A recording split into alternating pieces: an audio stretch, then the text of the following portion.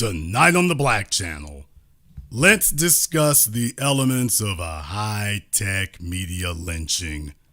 The Black Channel is live.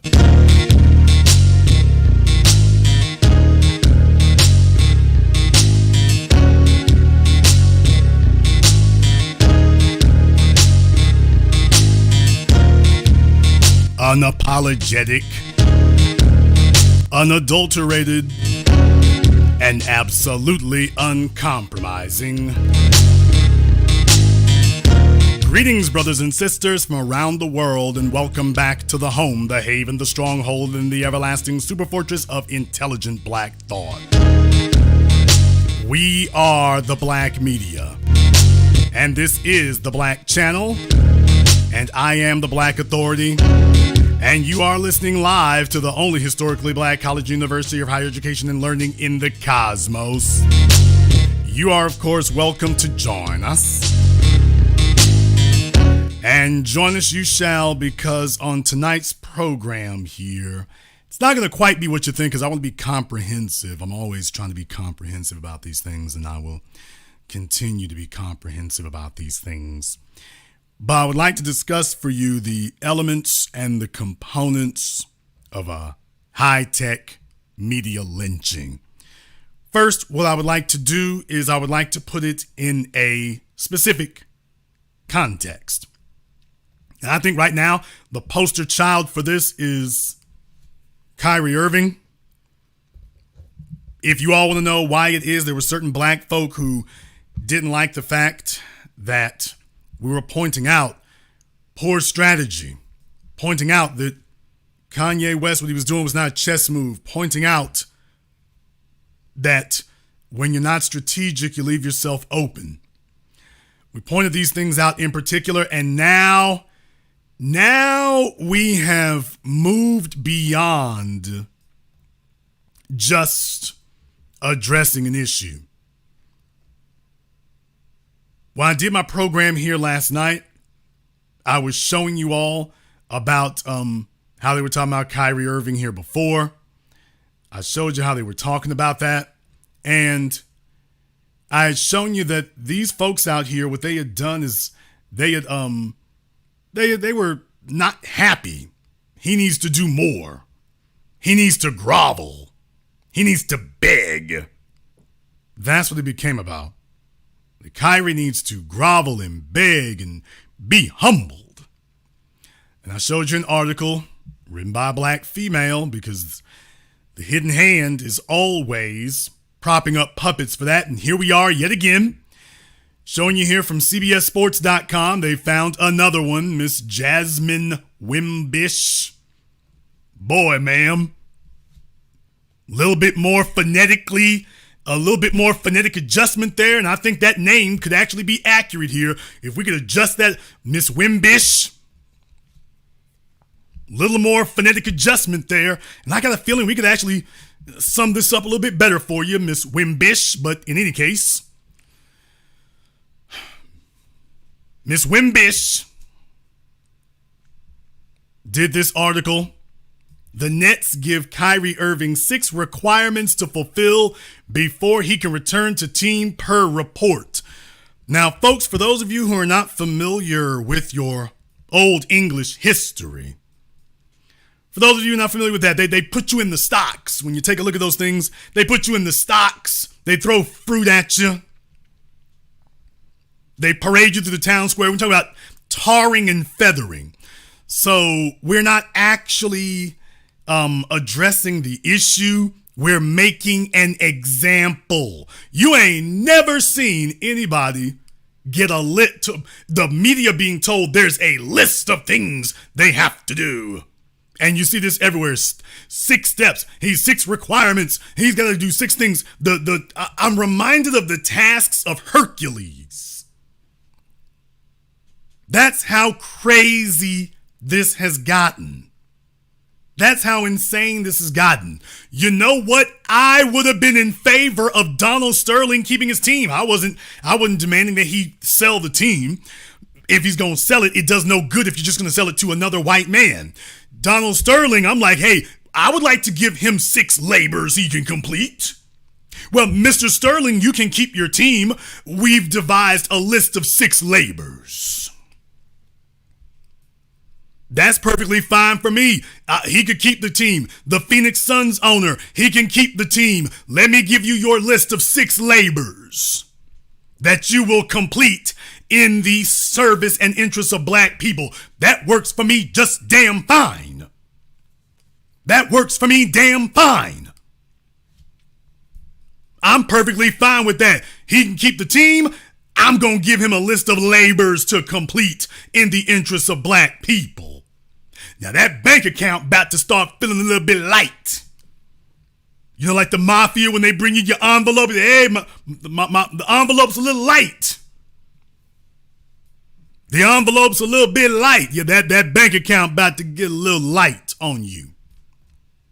The article here says earlier this week, Irving was suspended by the team for at least 5 games. 5 games, 6 labors. After several days of calls for the Brooklyn Nets to suspend Kyrie Irving for promoting a film filled with anti-Semitic tropes on his social media account. By the way, if there are any Jewish people or rabbis or anybody who wants to call in tonight when I open up the telephone lines, I want you to give me a call and explain to me exactly what it is. I'd like to know exactly what it is that Kyrie Irving said that was problematic. I want to open up the phone lines here. We're going to do this after I finish my monologue, but there's the number on your screen. You can go ahead and write that down. When it's time to call in, I want you to call in and explain to me where was the anti-Semitism? Where's the anti-Jewishness? Explain specifically where and what it is. That's what I want to find out. In any case, goes on to say here, the franchise went through with it on Thursday, suspending the All-Star guard for a minimum of 5 games without pay. This came after giving Irving several attempts to apologize for promoting the film and disavow anti-Semitism, as well as NBA Commissioner Adam Silver issuing a public statement expressing his deep disappointment. After they gave several, boy, she's going for her Wimbish credentials big, ain't she? Jasmine Wimbish, we need to call you Bedwench Wimbish. All right. She's going for her Bedwench Wimbish credentials. Several attempts to it. They gave you several attempts to apologize. See, they're not going to send white writers out to go talk like this. They're going to send out Reggie Miller, Jasmine Wimbish, the chick last night. They're going to send them out to do the real dirty work. Pepto is on deck, as always. Good thing I brought it tonight. Pepto is on deck. She goes on to say, in order to be reinstated by the team, Irving must fulfill 6 requirements, according to Shams Charania. Now, here's my thing about this. If this is an employee matter, how in the hell is this being sent to the damn media? He's an employee. You ain't supposed to be sitting up here saying, if this is an employee disciplinary issue here, how the hell is this being press released to the damn media? Isn't that a violation? How in the hell are you going to sit here? Well, we've released a list of things he will do. Really? They're going to claim it was leaked, but this is too damn specific to be leaked.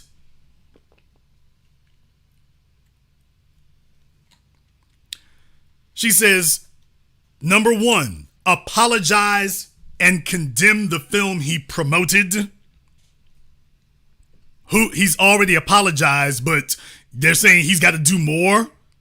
They don't ever tell white men this. White men don't have to apologize. Nobody perp walks white men. They don't perp walk white men. Second, make a $500,000 donation to anti-hate causes.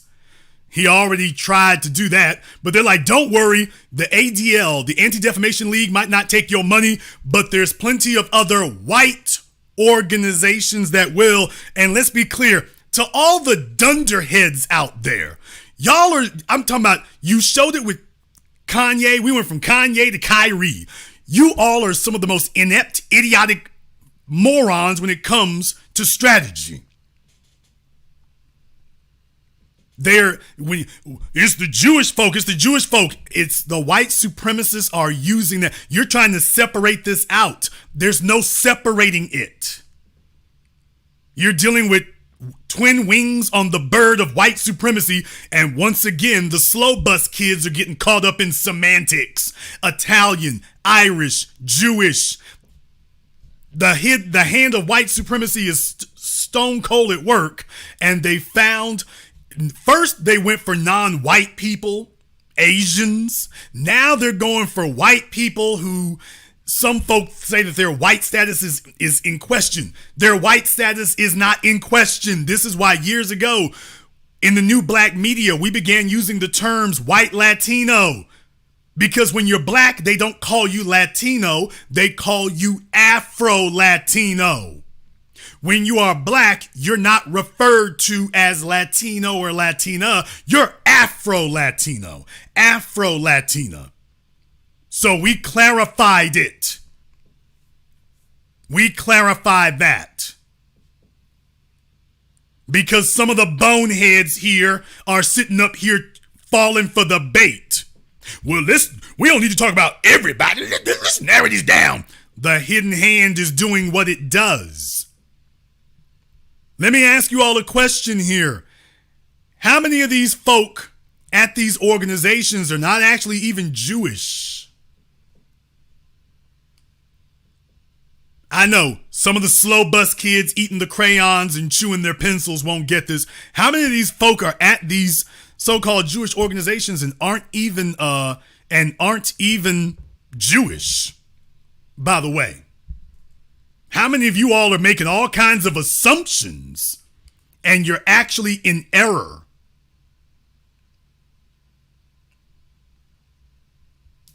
Think about that for a few moments, because we always talk about the Native Americans and the $5 Indians. Some of the slow bus children hadn't even thought about that. Some of the slow bus kids never thought about that.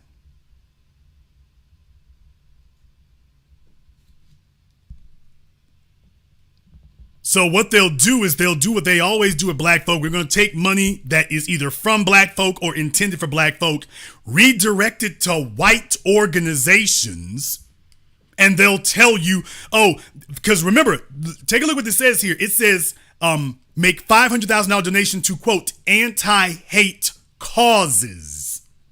Well, we all know Black Lives Matter is run by white folk. Has been since the beginning. So how many of these places they're going to tell him, now you need to cut a check for $100,000 over here, and here comes Karen, and you cut another check for $100,000 over here, and here comes Susan, and then another check for $100,000 over here, here comes Gertrude, another check over here, here comes Brad. Brad, that doesn't even sound Jewish. You just cut the check anyway, dude. Hey, soul brother, cut the check. Hee. I want you all to think about this sick, twisted distortion of it. Think about that for just a moment. Hey, soul brother, cut the check, brother. Don't you people like that? Don't you people believe in cutting the check?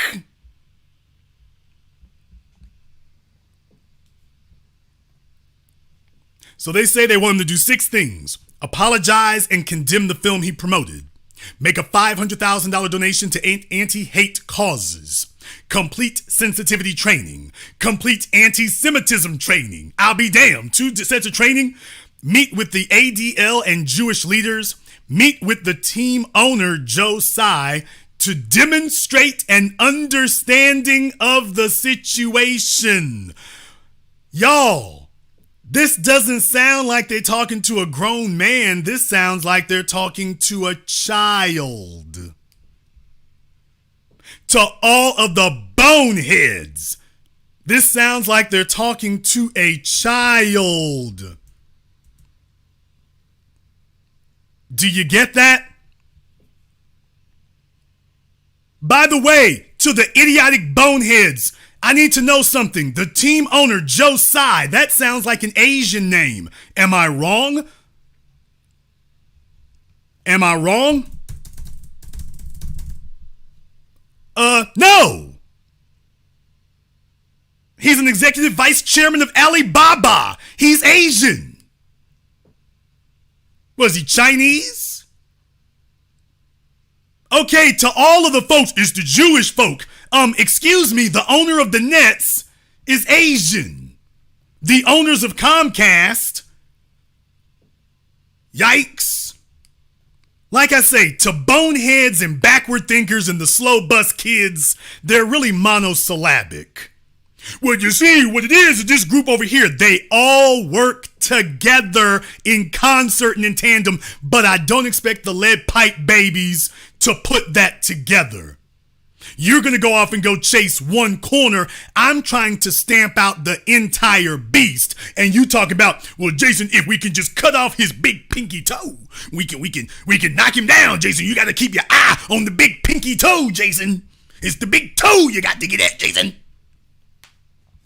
These are our master chess moves. These are our master chess move strategists. Though the hidden hand of white supremacy is doing what it does, what it uses is a front group and a buffer, and what they've told you is, hey, we can't go at black people directly. So find somebody sympathetic to the cause and use them as your front person. And you can wreak all the havoc you need, because there aren't enough black people in influential positions to be able to punish the other black folk. So use non-black, non-white people, or white people who can be classified as non-white. Or at least white people who have a pedigree of being classified as non-white. All of a sudden, the dominant society is all Jewish. And that's not the case. They're using this as their tool. They found that that's a useful tool. You sitting up here getting fooled like a dumbass by the tool. And I'm saying they're all white supremacists. They're all working together. I don't separate out segments and factions. I go after the beast. I don't try to clip the beast's toenails.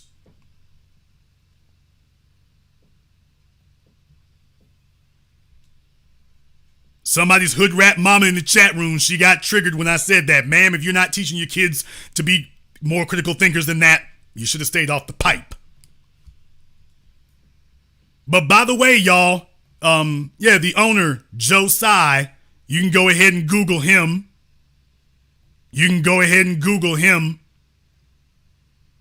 Whole bunch of folk here who are not very good, not very critical thinkers. They just say any damn thing.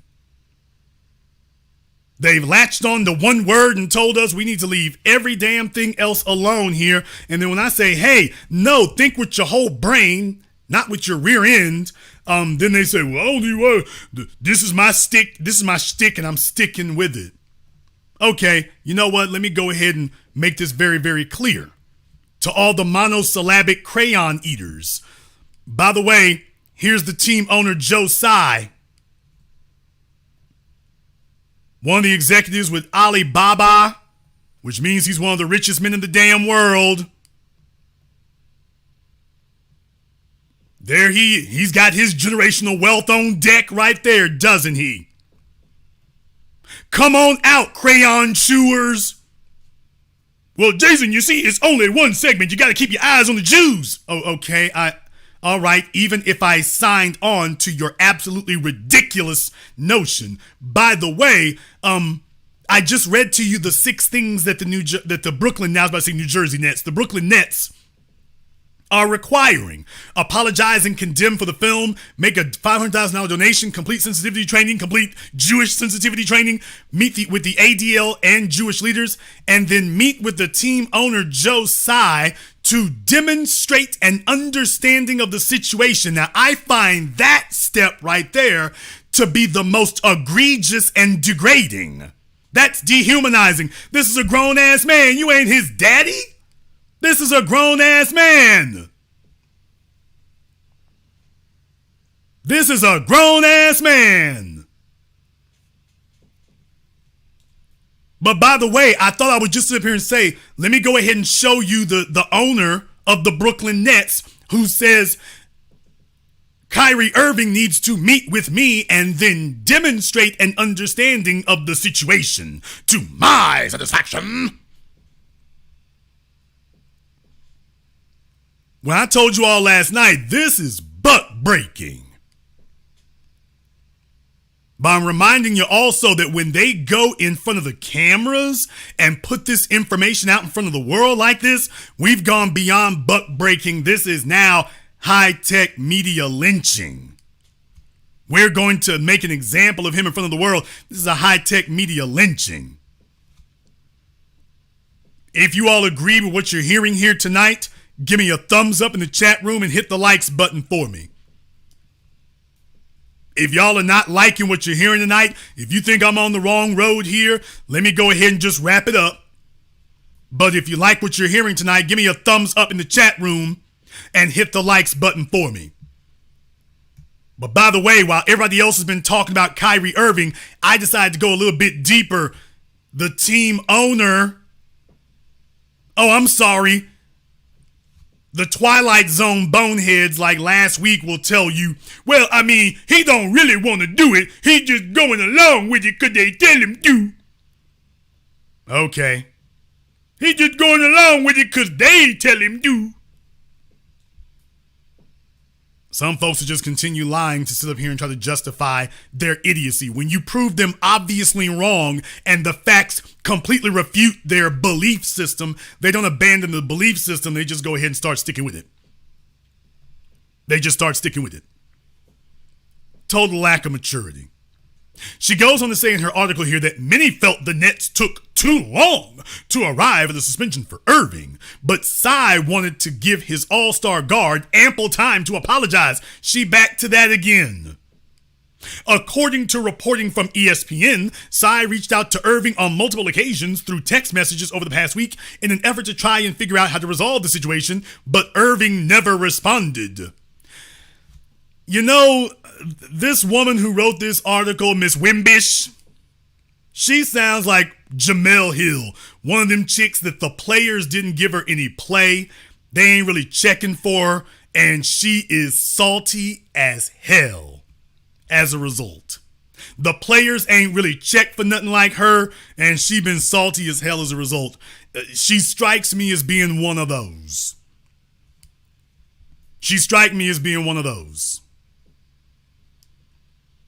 Because she's just going above and beyond.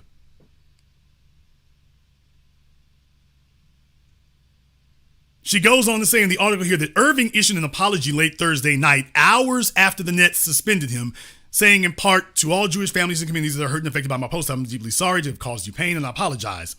It's unclear if that apology will suffice or if Irving will have to verbally issue a statement during his suspension. After Irving's apology surfaced on Instagram, Nets manager Sean Marks said his statement was a, quote, step in the right direction, but it is certainly not enough. It is certainly not enough. Well, that tells you a lot right there, doesn't it? Sean Marks is a white man, by the way. Okay, here's what the infantile, prepubescent failures in life don't understand here.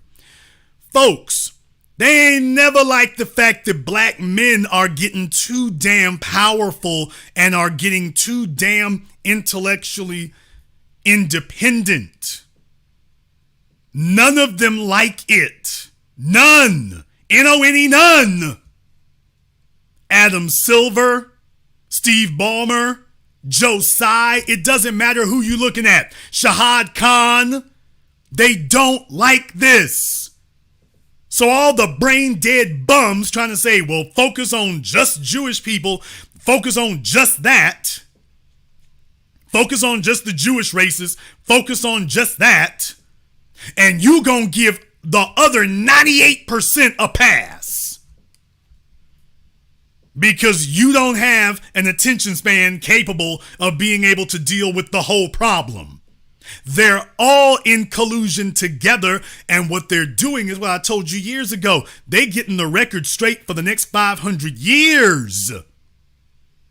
That if you think that the world is woke enough that you can defend yourself against white supremacy, dude, we can practice white supremacy using Asians.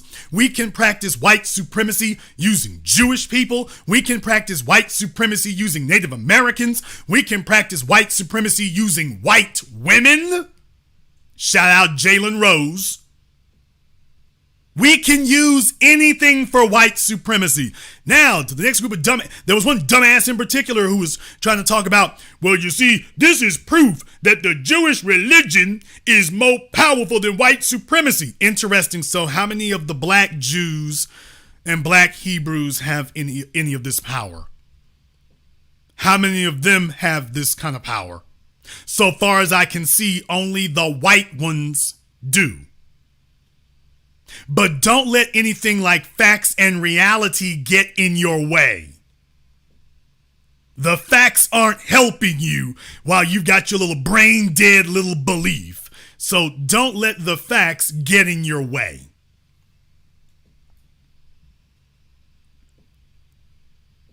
Kyrie's being subjected to a high-tech lynching here, and they're dragging it out, but they're dragging it out during the season for a reason. They're dragging this out because they want you to understand. Don't ever fool yourself into believing that we will not make an example of any of you. You see, what you do is you make a bad enough example of him, and everybody else is backing the hell down. So they can turn anything into an insult for them. Shout out Jalen Rose. That if they are so much as offended, your black ass is getting drug. Your black ass is getting drug. It's not about being Jewish. It's about being white. There are no black Jews who are wielding any power. There are no biracial Jews who are wielding any power. The only folk who are sitting up here able to do this are the white ones. This is white supremacy. And then it's a good thing these dunderheads talking this nonsense don't run anything. They'll be telling you chest moving. Took their eye off the ball of the white supremacists. Chest move. You can't show me any non-white Jews of any religion or color who are wielding any power. So in other words, it's white supremacy. Just like you can't show me any Afro-Latinos wielding any power. All they can do is be the hype man and be Flavor Flav to the white Latinos. But he ain't running nothing. Zoe Saldana and Gina Torres ain't running nothing. All they can do is sit back and be the hype women to Jennifer Lopez and Ava Longoria. That's all they can do. Yeah, you all might technically be Latina, but they white Latinas, you the Afro ones. You don't run anything. It's not because they're Latino, it's because they're white. It's not because they're Jewish, it's because they're white.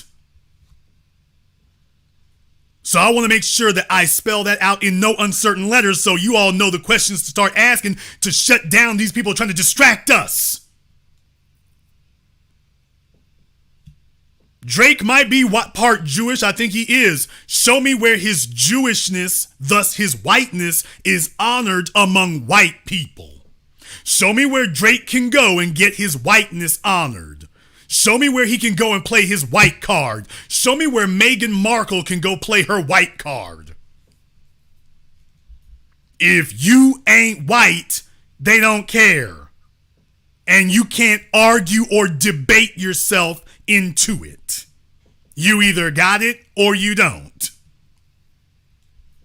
So let me go ahead and put the Jewish debate to bed. They're using that as their wedge because they're like, okay, as white folk, we can't go after you directly, but we've got other tools that we can use. Oh, the toolbox don't start there.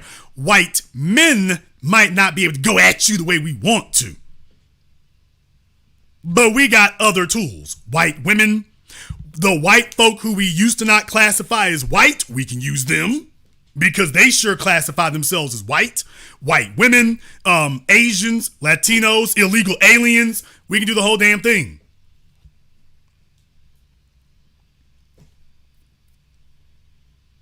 We can do the whole damn thing. So they're dragging Kyrie because Negroes been getting too uppity for a while now. They've been getting too outspoken for a while. They want everybody to be like LeBron. Look, just focus on your shoe deal. You don't have independent thought, and don't you dare attempt to influence the greater body politic. Now, we can tell you, yay for illegal aliens, yay for breast cancer, yay for the league, which, by the way, the very act of promoting the league is enriching the people at the top.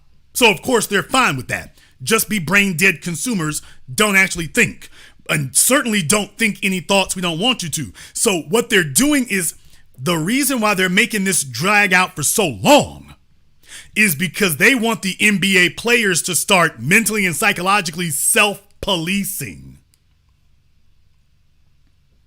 They want you to start self-policing, that you won't even consider a thought that the white establishment considers offensive.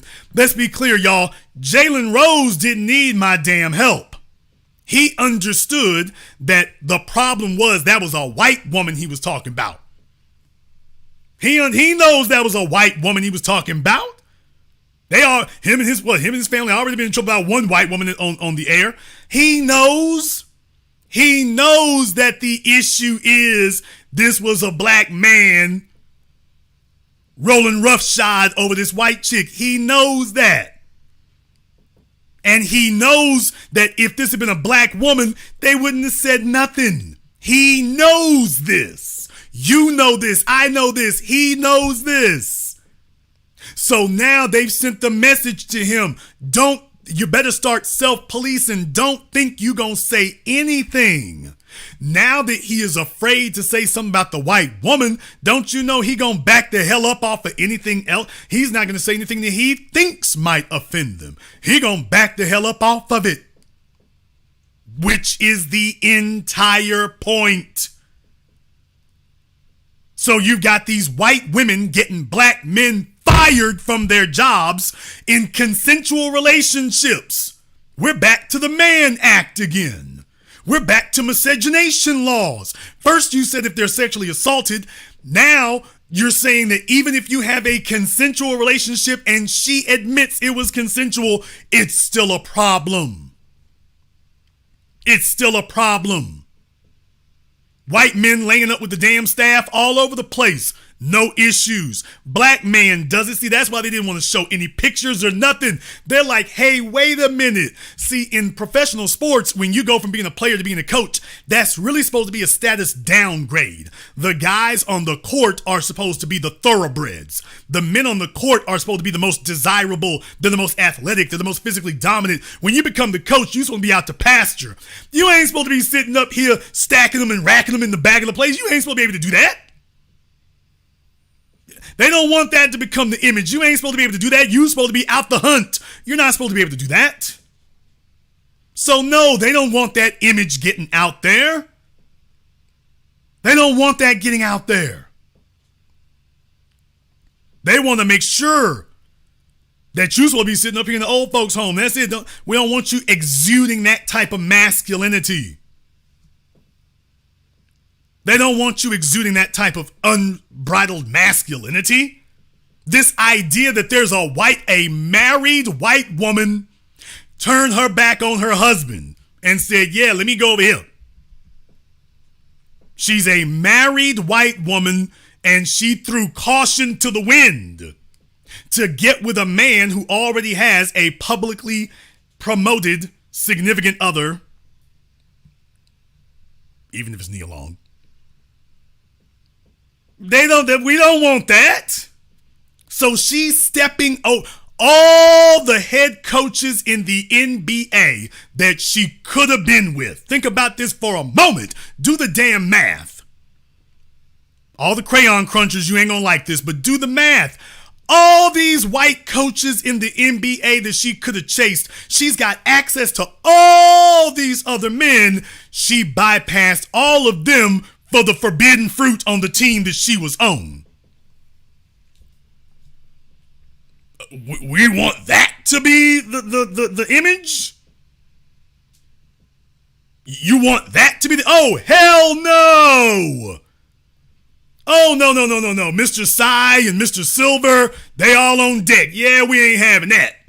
We ain't having that. Yeah, call him to my office. Call him to my office. See, they supposed to be chasing me. Call him to my office. And then, of course, now, correct me if I'm wrong. Then again, of course, with Jalen Rose.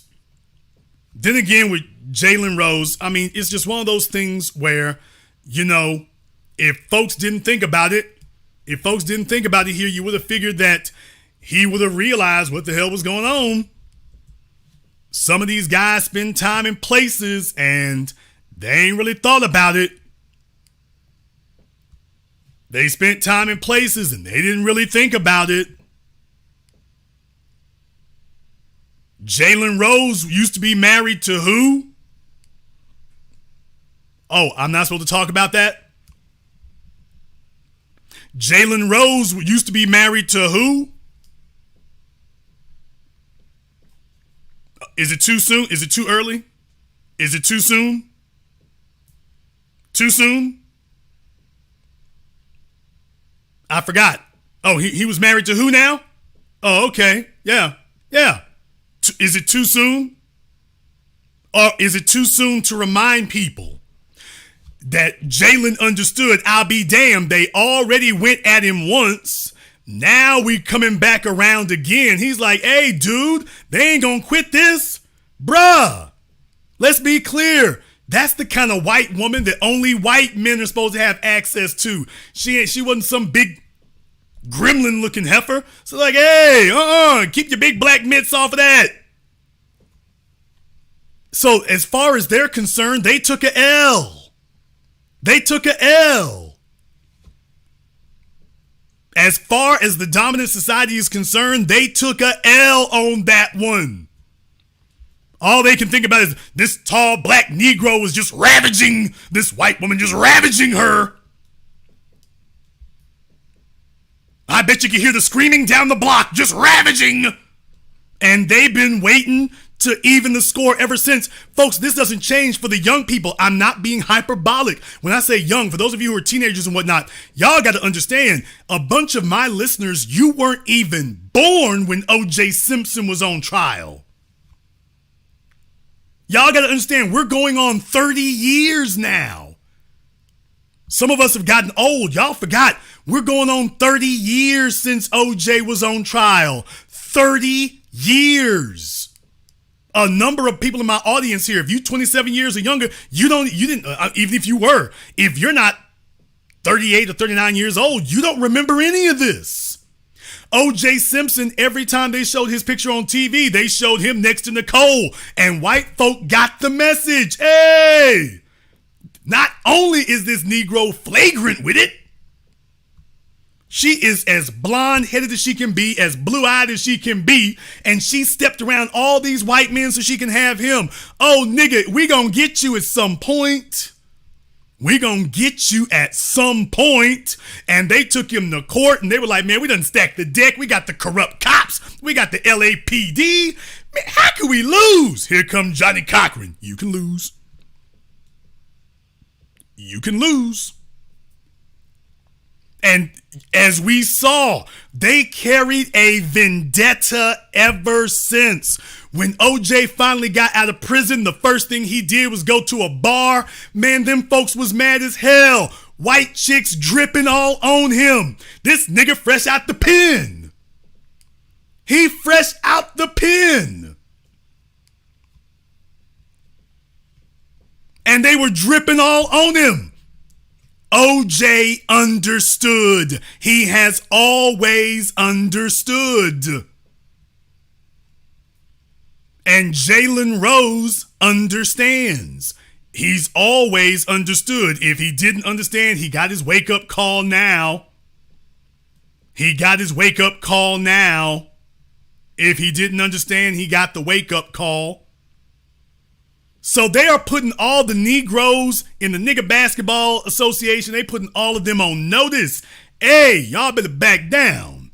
You're the workforce. You're the workhorses. You don't run anything here. You're our employees, and we are now going to police all your behavior. And yeah, when we brought up some bogus ass, fraudulent ass charges, we white and we say so. Or we agree with the white folk and I say so too. And that's what it is. That's what it is. So we got to get this lynch mob together. We got to get this lynch mob together to send a message to every black male who was in the league, every black male who is in the league, and every black male who aspires to be in the league, but also to send a message to the non-black people that, yeah, we still run it. Don't get it twisted. Me Too and all that, yeah. We still run it. We can check these Negroes anytime we get ready to. We can bring the hammer down anytime we want to. The rest of these folk might have been confused. We letting y'all know, don't get it confused. We can drop the hammer whenever we choose. We can drop it whenever we get ready. That's the message that's being sent to everyone. And everybody is getting the message. They're understanding the message. They get it and they're reading it loud and clear. They're reading the message loud and clear. It's not a mistake.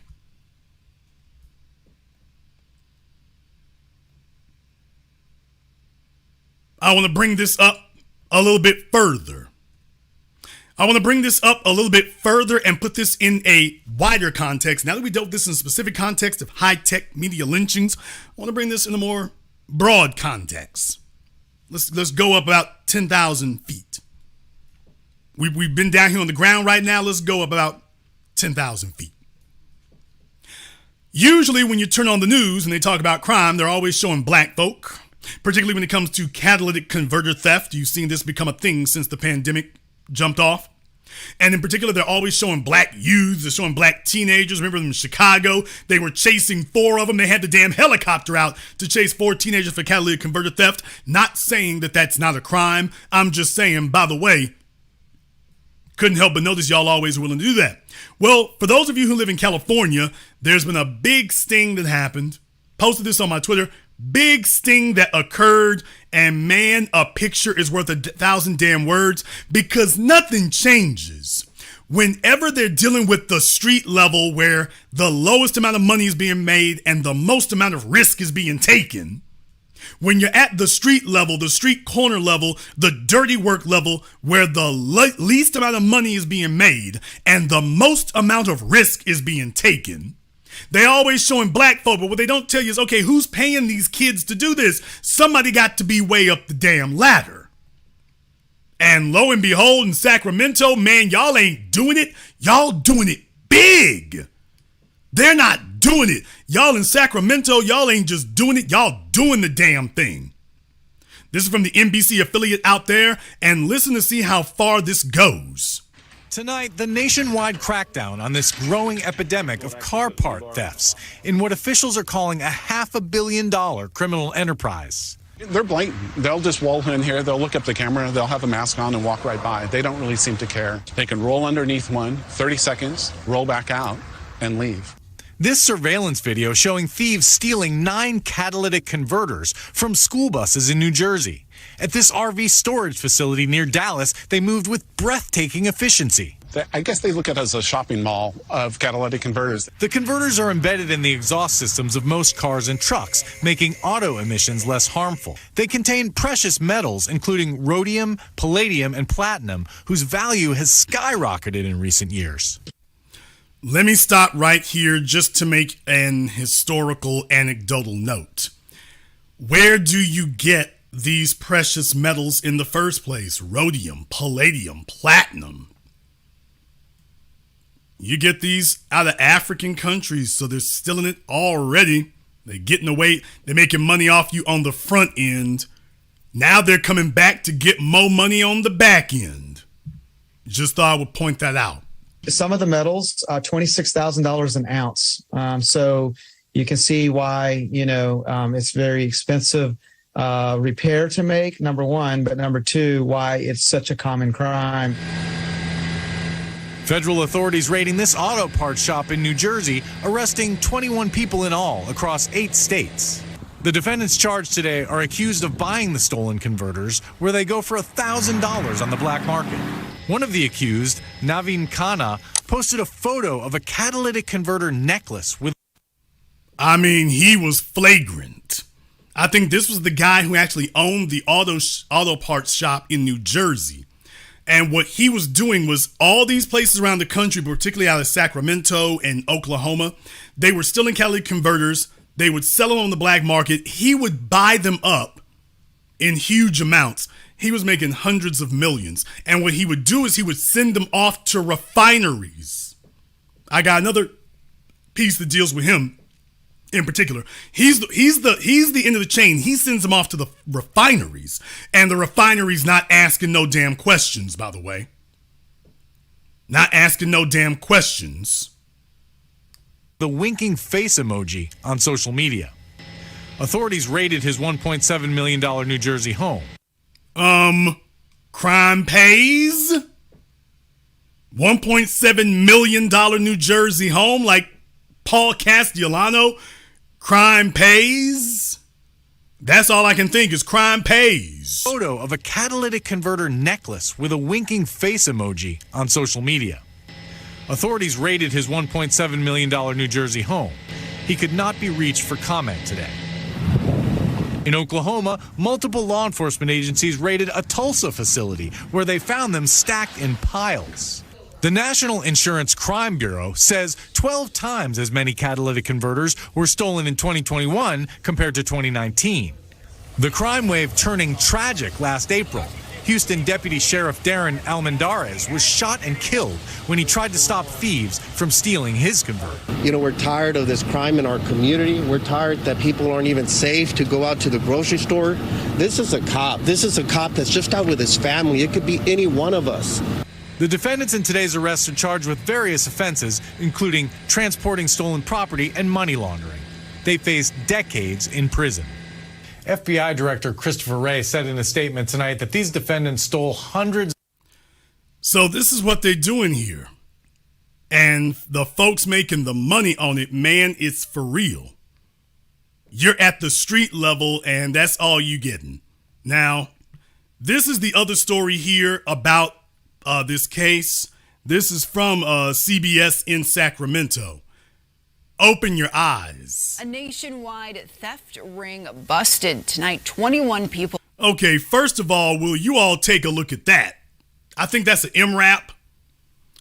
So Barack Obama and the surplus military equipment. Look at the size of that monster. Take a look at the size of that thing. You would think that they were going after El Chapo and Pablo. Look at the size of that monster. You mean to tell me you couldn't have just brought out the regular paddy wagon? We had to come crank out this? So, no, you see on this says Tulsa Police. No, this belongs to the Tulsa Police Department. Your federal tax dollars at work. You wasted and squandered the money in Iraq and Afghanistan. Now you acting like you doing folks a favor. Can you imagine how many miles to the gallon that thing gets? That sucker must only get about 2 miles to the gallon. I can't imagine it gets very much, but look at the size of that behemoth. 21 people are cuffed, accused of ring busted tonight. 21 people are cuffed, accused of stealing catalytic converters as part of a multi-million-dollar operation. And federal investigators say there's a local connection to the crime. CBS 13's Adrian Moore is here to. So they made the arrest in Tulsa, but we're coming back to Sacramento. So take a look at this. This is a nationwide crime network. Explain, Adrian. Yeah, Tony and Elizabeth, 3 of the people arrested today are from Sacramento, and we now know a home in Rio Linda was raided in connection to the sting. Authorities believe this group ran an unlicensed business out of their home where they bought the stolen car parts and then sold them to a metal refinery over on the East Coast for a whopping $38 million. Now take a look at this video out of Oklahoma earlier today, where authorities took down part of what they call a network of thieves, dealers, and processors in this scheme. I think we found Lefty and Shifty. Shout out Governor Paul LePage in Maine. I think we found Sneaky and Q-Dog and Lefty and Shifty. Somebody called Governor LePage and Governor DeSantis. I think we found Lefty and Shifty. Took us a minute. It's been a minute. We've been looking for them for a while, but I think we found them at long last. So Lefty and Squinty and Shifty, we finally caught up with them. A federal grand jury indictment says Sacramento's Then they got baby Huey over there. Y'all look at the size of that fella. He's damn near as big as the MRAP is, isn't he? network of thieves, dealers, and processors in this scheme. A federal grand jury indictment. Yeah, look, that's one-man gang sitting there. I'll be damned. He must be the enforcer. Yeah, we found D-Money. Lefty Shifty. Take a look at that linebacker. We found D-Money. We found him. Okay, Lefty Shifty confirmed. D-Money has entered the chat. I mean, look at the size of him. He needs to be in the WWE. Okay, I was questioning why they brought the MRAP. Now I know why they brought it. I was questioning why they brought that monster of a truck. Now I see who they got to take away. Oh, hell no. A Chevy Tahoe ain't gonna fit him. You better bring the MRAP or a dump truck. A Chevy Tahoe ain't gonna handle him. So, all right. Okay. See, there's your head buster right there. If you want to know how it is able to run this operation this on, there's your head buster right there. So, all right. Moving right along. I mean, and take a look at everybody else in comparison to him. We way back here. I mean, the MRAP damn near looks like a passenger car for him. So, all right. Authorities took down part of what they call a network of thieves, dealers, and processors in this scheme. A federal grand jury indictment says Sacramento's Tu Su Vang, Andrew Vang, and Monica Moa shipped the stolen catalytic converters to DG Auto Parts in New Jersey. Now, business owners. All right, those two names you just heard, Vang. Tu Su and Monica Vang. So sounds like Vietnamese. I don't think that's Chinese. I think it's Vietnamese. I could be wrong. But regardless, sounds like we got the Asian white connection.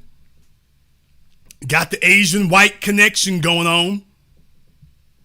No black people involved. Well, I want you to understand, these are not people who are going around doing the dirty work and cutting the catalytic converters off the vehicles. That's not what they do. These are the folks who start paying for it. These are the folks who are out there stealing the converters, these are the people they bring it to. These are the folks who fund the operation. This is where the money comes in. You can want to steal catalytic converters all you want to, but you ain't gonna get paid if there's not somebody to buy it, and you need somebody who can consistently keep buying these things. So when it comes to the people who are actually buying it, not a black face nowhere in sight. Well, who's fueling this market? Black folk ain't fueling nothing. Emory Davis, you're correct. I don't think it's a RICO charge either. How big does your operation gotta be before it's a criminal organization? We got damn me rappers in Atlanta being indicted under RICO charges. And they're just rappers. They're local accused suspected criminals. They ain't running no nationwide chop shop. So when it's time to put white folk in prison for 30 or 40 years, nobody can find the RICO laws. And remember, the feds are involved. Nobody can find the RICO laws now. Ain't that amazing? Were left stunned as they watched law enforcement move in. I see huge trucks, guys with, assault rifles or, guns drawn and shields and apprehending some guys. And so after that, it's just, it's been nonstop police presence. Federal investigators say the owners of DG Auto sold the metal powders pulled from the catalytic converters for more than $545 million. Sacramento police posted a tweet this afternoon. Did you all hear that? Presence. Federal investigators say the owners of DG Auto sold the metal powders pulled from the catalytic converters for more than $545 million. So I want to make sure you all understand this. These folk here in Oklahoma, these were just part of the operation. Folks in Sacramento, folks in Oklahoma, and then they all went to this guy in New Jersey. This is the guy who owned DG Auto. He's the one who's paying that money. They say he made over half a billion dollars. Over $500 million. Now, let me tell y'all how this gonna go, because I want you to understand how crime really works. You're not gonna find the damn money. He's an immigrant, which means if he uses the Halawa network, if he uses that network, I don't know if he's Middle Eastern or whatever the case may be, Middle Eastern, whatever, I haven't checked out to be sure, but if they use some underground money type network, the Asians have one, the Indians have one, the Middle Easterners have one, the money is long gone. So let's just say they hit him and say they gonna put him in jail for 10 years. We're gonna put him in jail for 15 years. The money gone.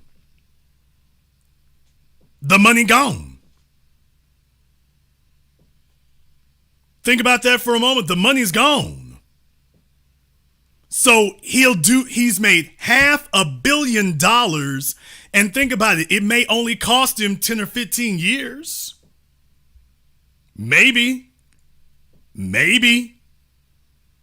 Only going to cost him 10 or 15 years. Think about that for a few moments. So when he gets done doing his bid, the money going to be there. When he gets done doing his bid, the money going to be there. That's why I want you to understand $500 million don't evaporate. Think about that for a few moments. Okay, he did the dirt. The feds came to get you. They always come to get you. Okay, well, he's going to pay for the best damn lawyer money can buy. He's got plenty of money for it. The best lawyer money can buy. Y'all, don't you understand? If this was Freeway Rick or whatever, he never would got that damn far.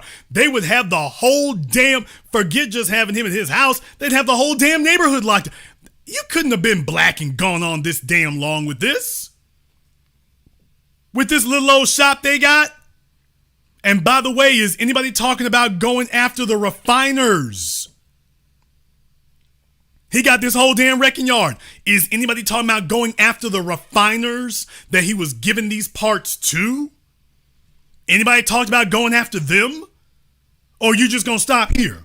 Because you see, when it's black folk, they arrest everything. They got your 3-year-old toddler coming out the house in handcuffs, reading him his rights. He doesn't even understand what they're saying, but they're reading his rights to him. And when you turn on the news, they're always showing black faces. But I want you to understand the black faces don't fuel this nor power this. That's the high-tech lynching of it. Black folk are not fueling this nor powering this industry. Black folk are not fueling nor powering this thing. We never have. We don't fuel and power the drug trade, the methamphetamine trade, prostitution, auto theft. It's a few white folk at the top, and let's be very, very clear. Everybody knows. In the chat room, Robert Moore, you said they got DG Auto has apps on Google and Apple. Shouldn't we go talk to Apple about some indictments on them? Maybe we need to do some indictments on them.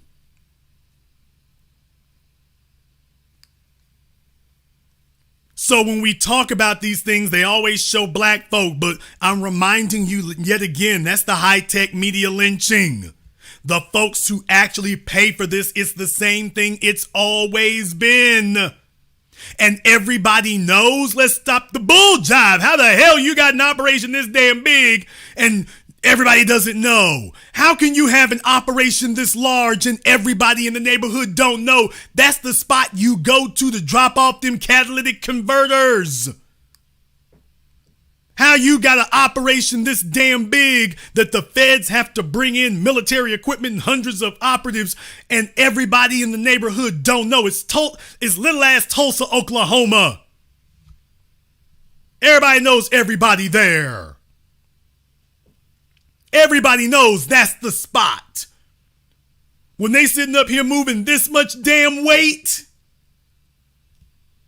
they moving this much damn weight out the damn house, everybody knows that's the spot. Everybody knows that's the place you go to when you moving this much damn weight. You can't move that much weight and don't nobody know. Everybody knows, hey, that's the man you go see. Those them people over there, they move them things. These folk dealing hundreds of thousands of dollars of stuff out of their damn house. Everybody knows that's who you go see. You go see them. Everyone in the neighborhood knows it. You go see them. But the whole point is it isn't going to work if you don't allow them to make the money. See, they got to make the money first. Then we're going to go send them to court. They're going to let half of them off. Bunch of them going to snitch. They're going to let half of them off. Few of them going to do a few years. And then that's your ass. Restitution, what the hell? That's your ass.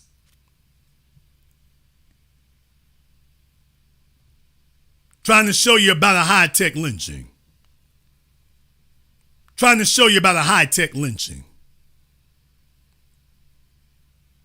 We're going to take it up a little bit further. We're going to take it up a little bit further. We're going to go up a little bit higher. We started at the ground level with Kyrie Irving. We done gone up to 10,000 feet so we can see everything happening here in Sacramento. Now we're going to go up to about 30,000 feet because boy, oh boy, here we go. Folks, not going to let it go. They're not going to let it go. They're already loading up their excuses. They are already loading them up. Already getting into position. Stacey Abrams is starting to back off of the code language, is already trying to set up to explain that it's black men's fault when she loses. Just like Bowling Ball Martin, she's starting to back off the code language and now she's starting to say it directly. She's starting the gender war attacks directly in straightforward language. So you all need to stick around because when I come back after this brief commercial, non-commercial break, yeah boy, Stacey Abrams is taking the damn gloves off. She ain't playing. She's making it very clear. If she loses, it's black men's fault. It's black men's fault. She calls us out by name. She's asked a general question and she lays it solely at black men's feet. By the way, I'm cool with that too. That doesn't bother me either.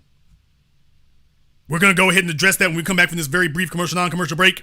Before we do, I want to thank everyone, and I mean everybody who has contributed to support tonight's program here. So, Mr. Andrew L., thank you very much. Keith B., my man B1 Media is a lifesaver. We appreciate your support on this. Big shout out here to the Kit Kat man, Black First, in the super chat.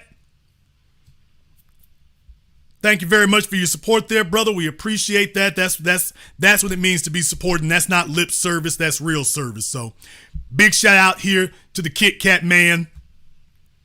Appreciate your support, brother. We're going to go ahead and take a very brief non-commercial break. When we come back, Stacey Abrams, the high-tech media lynching. She's got the noose in her hands, and she's stalking black men. This is The Black Channel. Hey, I'm Marcus. For a while, I walked around with this empty feeling inside. I had a full-time job, but not in the field I wanted to be in. But then I came across this book where it was like, the title was just for me. Guide to Being Black in IT. I read the book and the author took me through scenarios and gave me tips. I sat down and read it and it only took an hour. After I got done, I took advice in the book, practiced in the labs, and got certified. Then I literally got up and applied for a position with this company I've been looking at for a while and got the job. Thanks to that book, I worked my job with confidence. If you're looking to get into IT or even in the field, now this is a must-read book. Go to www.beingblackinit.com.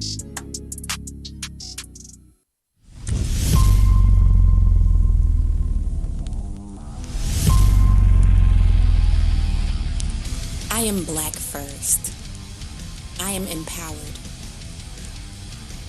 I am on code. I am motivated. I am a proud foundational. My name is Maria Sellers, and nothing will come between us. Buy the sci-fi novel, Nothing Will Come Between Us. Order today at Amazon and Google Play.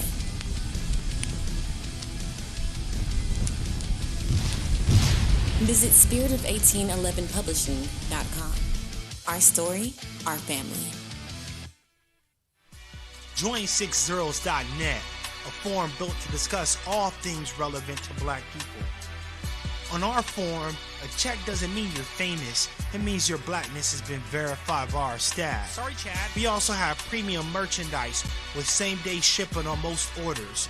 And when you're ready for some dope content, check out the 0 Hour blog. Don't just sign up, post. I'm having a really good time with you tonight. I'm having a good time with you too. Want to go somewhere private? Just for us? I like that. Great. Meet me at 6zeros.net. Black owned, black operated.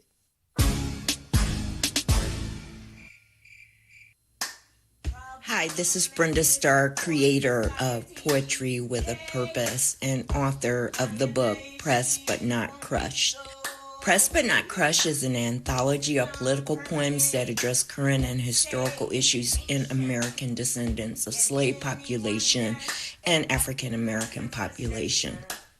The book describes slavery and its residuals, Jim Crow segregation, social depredation, and other relevant issues to American descendants of slaves and African Americans, including the current political climate that does not address our issues. This is The Black Channel. I am your host, your brother, your humble servant, Mr. Jason Black. Very glad to be with you all here this evening. And we are talking about the high-tech media lynching, and boy, I'm telling you, they ain't playing around. They're bringing out the great, big, huge mammy guns, and Stacey Abrams takes to MSNBC. I'm telling you all about this. There's a reason why there's certain folk that we get on and we talk about them, and we don't let it go. There's a reason for that. And Stacey Abrams is Exhibit A. We have been consistent about her since day one.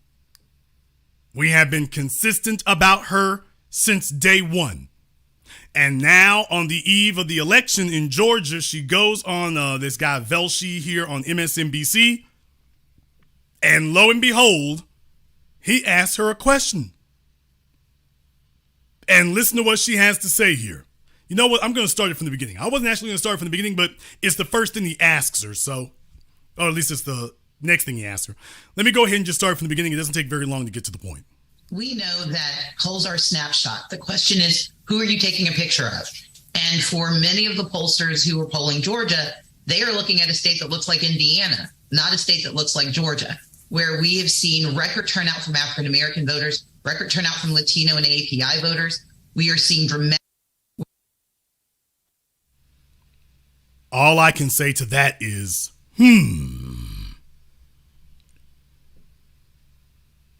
Should we talk about her the way that great big donut eating Roland Martin always tries to talk about Marcel? Should we start talking about, by the way, I see you down there in Louisiana, Gary Chambers, whining and moaning. All the folks who were sitting up here throwing shade at Marcel, by the way, is it our turn now? I want to ask everybody, is it our turn?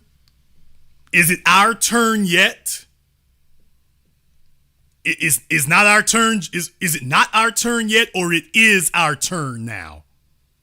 I just want to know. Is it our turn yet? Okay. Where we have seen record turnout from African American voters, record turnout from Latino and AAPI voters. We are seeing dramatic increases in participation, including 500,000 people who voted early who did not vote in 2018. And while the polls are always going to tell the story you want to see, what we know is that the untold story is that this is a tight race. It is neck and neck.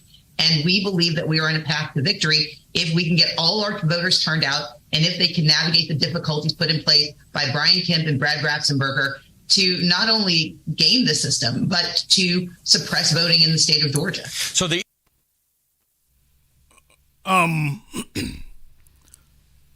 she said they're neck and neck.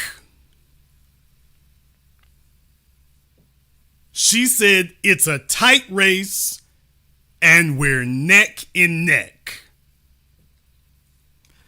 I don't know what type of neck she's measuring. I'm not sure what she defines as a neck measurement. I'm just like, okay, this is according to her, it's a tight race. See, what we know is that the untold story is that this is a tight race. It is neck and neck. And this is a tight race? I'm John Tron, y'all. What? What the? This is neck and neck, Stacey? This? The polls are always going to tell the story you want to see. What we know is that the untold story is that this is a tight race. It is neck and neck. And we believe that we are on a path to victory if we can get all our voters turned out and if they can navigate the difficulties put in place by Brian Kemp and Brad Ratzenberger to not only game the system, but to suppress voting in the state of Georgia. So the issue of getting all your voters turned out is the one that people are looking at. Black voters in Georgia changed the course of Senate control in 2020. They certainly have had a great deal of influence in the state. You had 94% of the black vote in the last election, and you lost by 55,000 votes. So mathematically, if you have... Now listen to what he says next. You heard what he just said. He said that black folk are the vote. Nobody talking about illegals, Asians, women, gays, talking about the black vote. Now, this is the way it always goes. When it's time to vote, they say, all right, niggas, we need all of y'all on deck. And as soon as they win the elections, then all of a sudden, well, we need to focus on Latinos and gays and illegals and everybody else except y'all. So the only time that they give us lip service. Hey, attaboy, you're all so important, man. This election hinges on you, dude. And when it's time to start giving the benefits after we've helped them win, well, you know, we ain't got nothing for you. So you know what? We're going to spin this damn thing around. We ain't got nothing for you first, and you can bring us some benefits after the fact. Let's see if this thing works in reverse. So you heard what he just said, pumping your heads up. Listen to what he says right after this. Control in 2020, they certainly the one that people are looking at. Black voters in Georgia changed the course of Senate control in 2020. They certainly have had a great deal of influence in the state. You had 94% of the black vote in the last election, and you lost by 55,000 votes. So mathematically, if you have even more of the black vote turnout, you might have won that election. Where is the black vote for you right now? Because some observers have said it's not as enthusiastic as it was last time around. Well, listen, people, there is a reason that we are the black media. Because if you're waiting on the New York Times or the rest of these people in advance to tell you that these Democratic shill operatives and these Democratic con artists that they put out there claiming to represent you, if you're waiting on them to make that a headline, they ain't gonna do that. You need us to be able to properly and accurately take a look and analyze the events and report that to you. He's waiting until a couple of days before the election to say something that we've been saying now since she lost last time.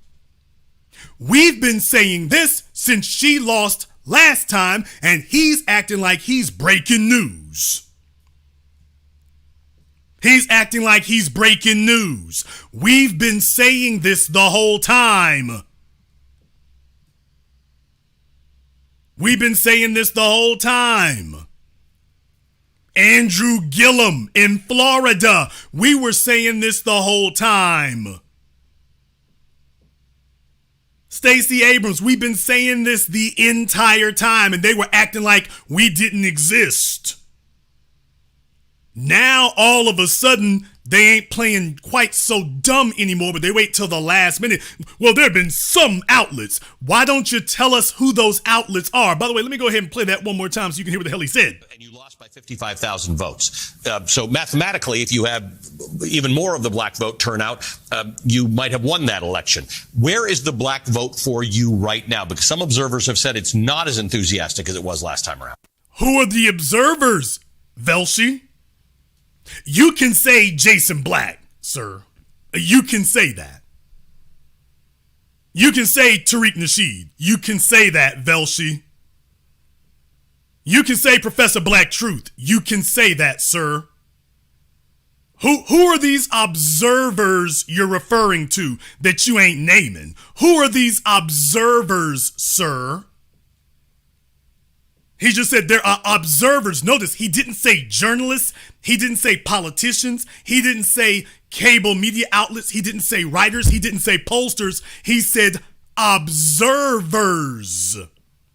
Well, that could be anybody. Yeah, that's the damn point. So mathematically, if you have even more of the black vote turnout, you might have won that election. Where is the black vote for you right now? Because some observers have said it's not as enthusiastic as it was last time around. Again, this is a question of who's doing the polling and who's doing the counting. We have seen record turnout. Black men have increased their participation rates by 52% over 2018. And I do not believe it's because of a deep well of enthusiasm for my opponent. We know that black voters are often discounted. And unfortunately, this year, black men have been a very targeted population for misinformation. Not misinformation about what they want, but about why they want what they deserve.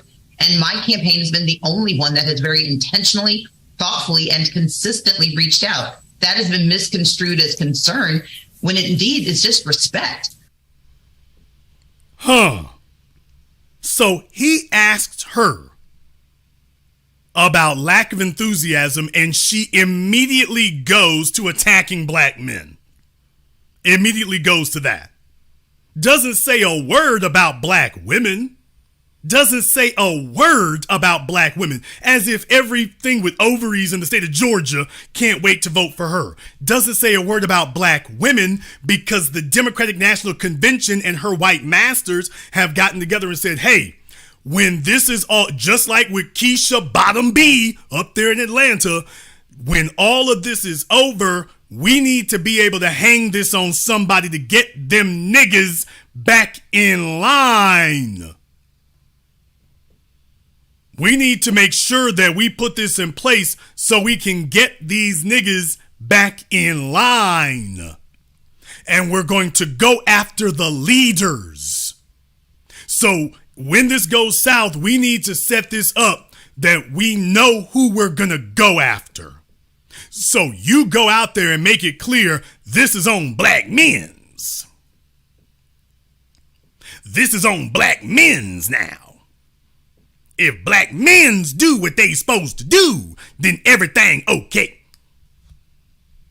But if I lose, it's because black men's ain't doing what they supposed to do. Again, this is a question of who's doing the polling and who's doing the counting. We have seen record turnout. Black men have increased their participation rates by 52% over 2018. And I do not believe it's... Is that an additional 100,000 votes for her? ...because of a deep well of enthusiasm for my opponent. We know that black voters are often discounted. And unfortunately, this year, black men have been a very targeted population for misinformation. Not misinformation. Targeted by whom for misinformation, Stacey? Who is targeting black men for, quote, misinformation? Who's trying to do that? She doesn't explain any of that. Who's targeting them, Stacey? Why don't you say it with your chest? With your neck, with your belly, something. Who's targeting black men for misinformation, ma'am? Why are you and Velshi speaking in these damn code words? Why don't y'all come out and say, who are these observers? Who is this misinformation? Who is it? Black men have increased their participation rates by 52% over 2018. And I do not believe it's because of a deep well of enthusiasm for my opponent. We know that black voters are often discounted. And unfortunately, this year, black men have been a very targeted population for misinformation. Not misinformation about what they want, but about why they want what they deserve. And my campaign has been the only one that has very intentionally, thoughtfully, and consistently reached out. That has been misconstrued as concern, when it indeed is just respect. I know I'm not entitled to a single vote. I've got to work for every vote I get. And I've worked very hard to engage. Single vote. I've got to work for every vote I get. And Okay. I see. Black power. All right. I worked very hard to engage black voters because I know that they are the cornerstone of victory in the state of Georgia, and I was not going to leave a single stone unturned. So they were a cornerstone of victory, and they were the target of a lot of voter suppression. For a lot of Americans, the image... She says she's going to work hard for every vote. Meanwhile, when you ask her what she's going to do, well, minorities, people of color, disenfranchised communities, all Georgians... I'm going to work very hard for black folk to make sure that all Georgians, everybody out here, disenfranchised communities, communities of colors, minorities, LGBT, illegal aliens. Hey, where's my black support? Your black support left when you started supporting everybody else. So if you all are worried right now, if you all are wondering how Stacey is feeling, this right here is a lie. I just want you to understand, this is a lie. She feels confident. Folks, she's not stupid. 538, there's a reason why they're citing 538. 538 is not some right-wing think tank. There's a reason that they're saying that. The numbers are coming in and folks are like, Stacey, there's issues. There's issues. Raphael Warnock is neck and neck with Herschel Damn Me Stumbler. I can't say Herschel is a walker. He's more like stumbling. Come on now. Where they do that at? So it's coming to the 11th hour. The black vote should be in hand. But Stacey is saying a metaphor, black men, and she's saying black men because she doesn't want to have to say the black vote. So what the Democrats have decided is, well, let's see if we can just make it look like it's just a small part of black society. It's just these men who just don't want to do right. And let's see if there's enough mama's boys who will knuckle under. She doesn't want to have to say, it's not just black men. This is a damn lie, you hamburglar. This is not just black men. You have a problem with black people across the board because folks can see through the trick bag and the trick language now. So trying to lay this on black men is not going to help you. However, Stacey, if events turn out the way that all indicators show that it will, we will be back either on election night or next weekend, and we can have this discussion about how we told you what was gonna happen. And you said that fat meat wasn't greasy, and we said, welcome to Whataburger. Can I take your order? So I warned you about this in 2016, and I said, if your head is really thick and you don't get the message, then we can do this again in 2018 and 2020 and 2022 and 2024 until Jesus comes back. This isn't some temporary aberration that is going to go away that you can sit up here and slick talk and jive talk your way around. This is the new normal. This is the new normal. So if you want to blame it on black men as the leadership class and the warrior class, we'll hold that. You think we're going to sit up here and be scared and ashamed? Hell no, ma'am. You want to put that on us? Load it up. We'll hold that. We can hold that. And we can come on back any day of the week and explain to you all over again why you lost before and why you're going to lose again and why you will not be able to kick it into gear. So we can have this anytime you like, or you don't have to. Because understand something, folks, Stacey Abrams is a bellwether. If Stacey Abrams loses, they don't have anything else to point to. With everything else that is happening, they're going to have to admit they can't win elections without us. And that the issues that we've said are what the elections hinge on, that is what it is. They're trying to pretend, well, that's not really the issue you care about. And then when you say, what the hell else do we care about? You care about vaccines and housing prices? So what you have to do is let them get their asses broken a few times. Once they get it broken enough, they'll soften a little bit. They're not going to do a 180. Then they're going to try to figure out how they can reconfigure the formula to fool you. Once they see they cannot fool you, then they're going to be like, all right, screw these niggas. We're going to see if we can outright wing the Republicans. That's what they'll do next. The only problem there is Tucker Carlson and friends are waiting on you. So, too bad about that one.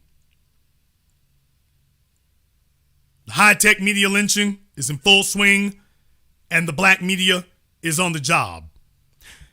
The telephone lines are now open.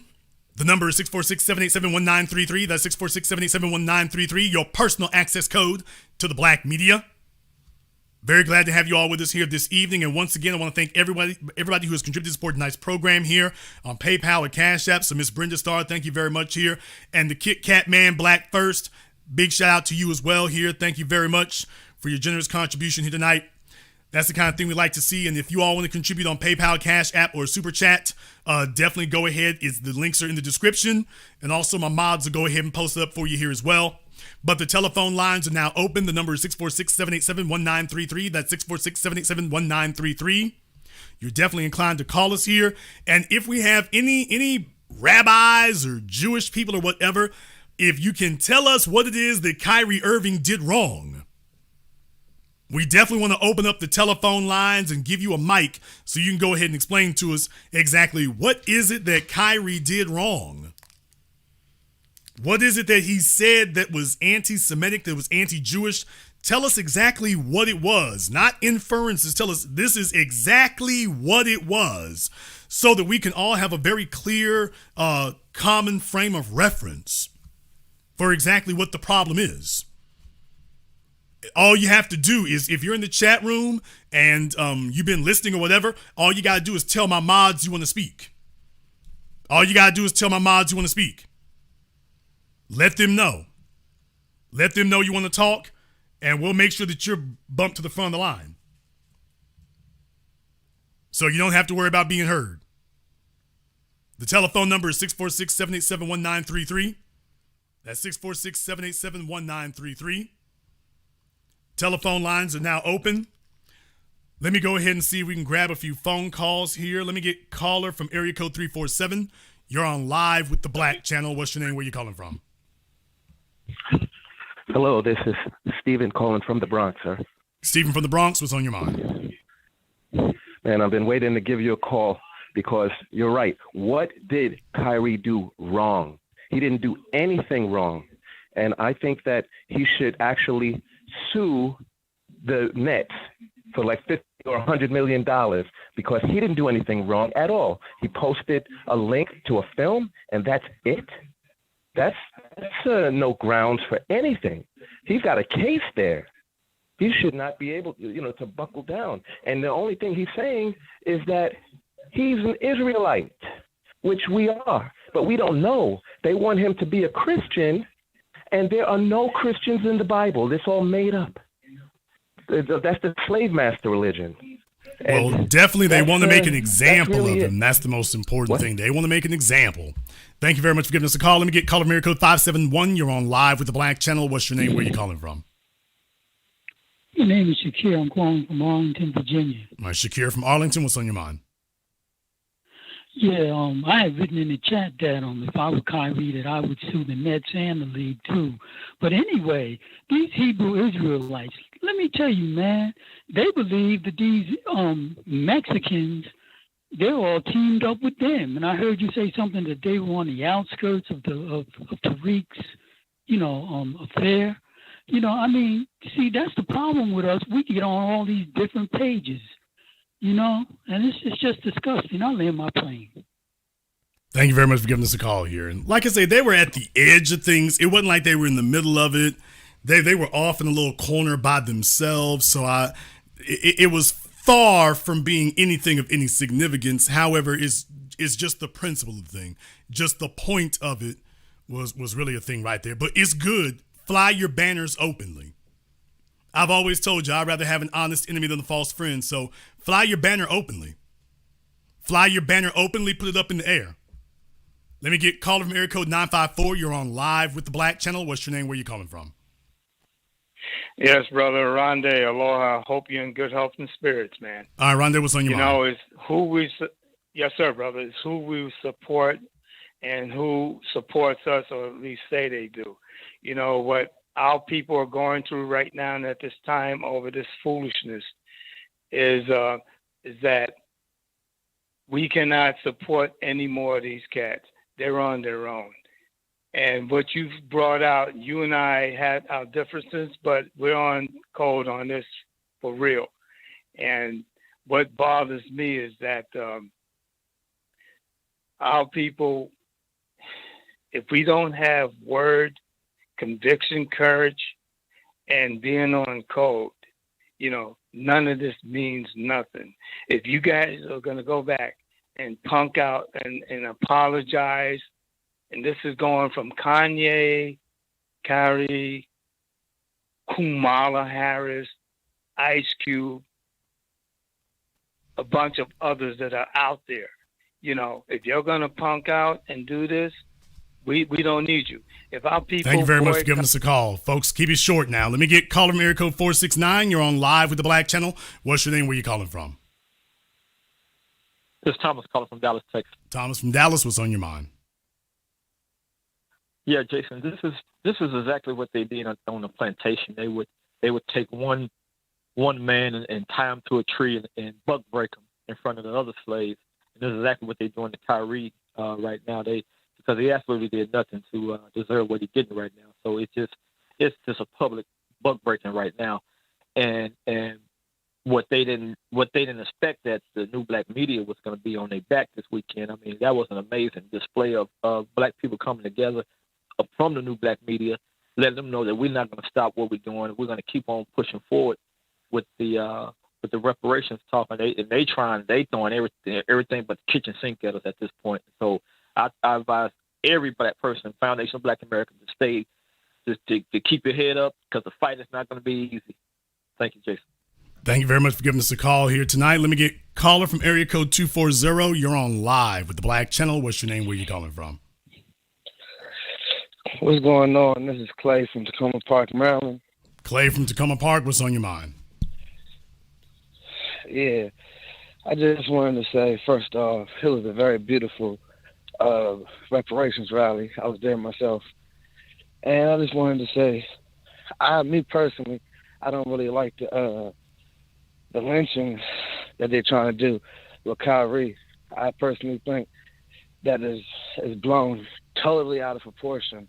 And then the person who's giving him the question was trying to say that he was endorsing the book, endorsing the movie. And he said, he wasn't even endorsing the movie. And I just have one question before I land my plane.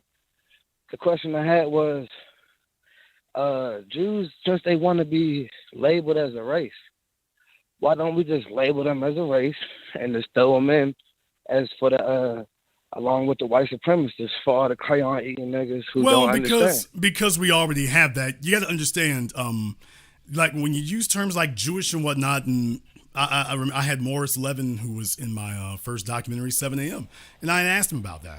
And, he had pointed out a statistic that's very, very true that, Jewish people are the most likely to date and marry outside their race. So when you consider it to be a separate race, but the real thing is, and I was like, but you're white people, to which he said, my white friends tell me that all the time. My white friends tell me that I'm white like them, to which I say to them, I can be white to the extent that you will honor my Jewishness. So what you're looking at is an ethnicity, but the racial issue's already been taken care of. Yeah, they are white. And here's the real thing. When it comes time to lock arms and when it comes time to carry the banner for white supremacy, that's what the thing you have to watch out. Are you looking at elements that do that? And when it comes time to that, you start seeing it's like, okay, well, no, it's all white supremacy when you get down to it. Thank you very much for giving us a call tonight. Let me get caller area code 773. You're on live with the Black Channel. What's your name? Where you calling from? Oh, yes, Jason. This is Taran from Chicago, Illinois. Taran from Chicago. What's on your mind? Oh, well, it's deeper than that, Jason. It goes all the way back to him not taking the shot. The C, I don't want to say it. It's called the C shot. He didn't take the shot. They tried to give him an ass whooping to let him know, niggas, you out of line. You need to stay in line or we're going to get your ass. He didn't say anything. He didn't do anything wrong or anything out of pocket. He just posted a fucking link, bruh. That's all he did. What the fuck? What's going on over here? I mean, that's the whole reason for it, is to show, yes, we can be that bold. Lynching is a bold act. I didn't say it's courageous. I didn't say that. Lynching is a bold act. Lynching is for the purposes of getting a lot of attention. It's for the purposes of being out front. Lynching is a bold thing. You do it for the purposes of getting attention. You do it for the purposes of checking people. So it's got to be bold. When you're dealing with someone who has demonstrated that they're not going to get in line, that they're going to do it in high profile ways, that you told everybody in clear, no uncertain terms what they were supposed to do. And then you got this one fella here, every time we keep checking back, he's not dancing the way he's supposed to. So it's like, right, okay, now, and plus he's high profile. He's not some low level dude. Everybody knows who Kyrie Irving is. Everybody. So you're dealing with a Kaepernick situation all over again. You're dealing with Kaepernick all over again. So what do? So they're like, okay, this isn't going to be the most pleasant thing, but we got to make an example of him. And it'll be good to make an example because this will show the rest of them, because the NBA is not filled with a bunch of dudes who got heart. They didn't get to the NBA because they stand-up dudes. They didn't get to the NBA because they solid dudes. There's a few solid dudes in the NBA, but you don't get to the NBA by being solid. If you're solid and you're in the NBA, that's a fluke. So it's all about showing, okay, let's make an example, because this goes years and years. But you make a very good point. Kyrie has been a disciplinary issue here for a minute, as far as this saying what he thinks and free thinking and not falling in line and not just going along to get along. And if you allow him to remain in this capacity, that type of independence becomes contagious. Thank you very much for giving us a call. Let me get caller Miracle 929. You're on live with the Black Channel. What's your name? Where you calling from? Yes, this is Daryl from Chicago. Daryl from Chicago. What's on your mind? Jason, I totally agree with what you just said. It's really, really something when, you have a situation where you're targeting somebody, and you've said this on numerous amount of broadcasts that they're going to be targeting entertainers and the athletes. They said, don't think that for 1 minute that they ain't going to do it, because they will. And this is just a classic example of it. But when you stand up for your rights and you're not being buck broken like that, they don't like that. And you know that. And that's been shown throughout time. And this is just another classic example of him standing up for himself, trying to do the right thing, and he didn't do anything anyway. So what's the problem and what's the issue? Well, that's the question I keep asking. Thank you very much for giving us a call. Let me get caller from area code 425. You're on live with the Black Channel. What's your name? Where you calling from?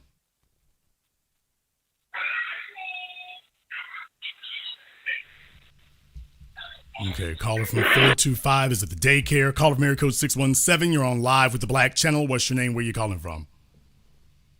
Yeah, this is Kevin out of Boston.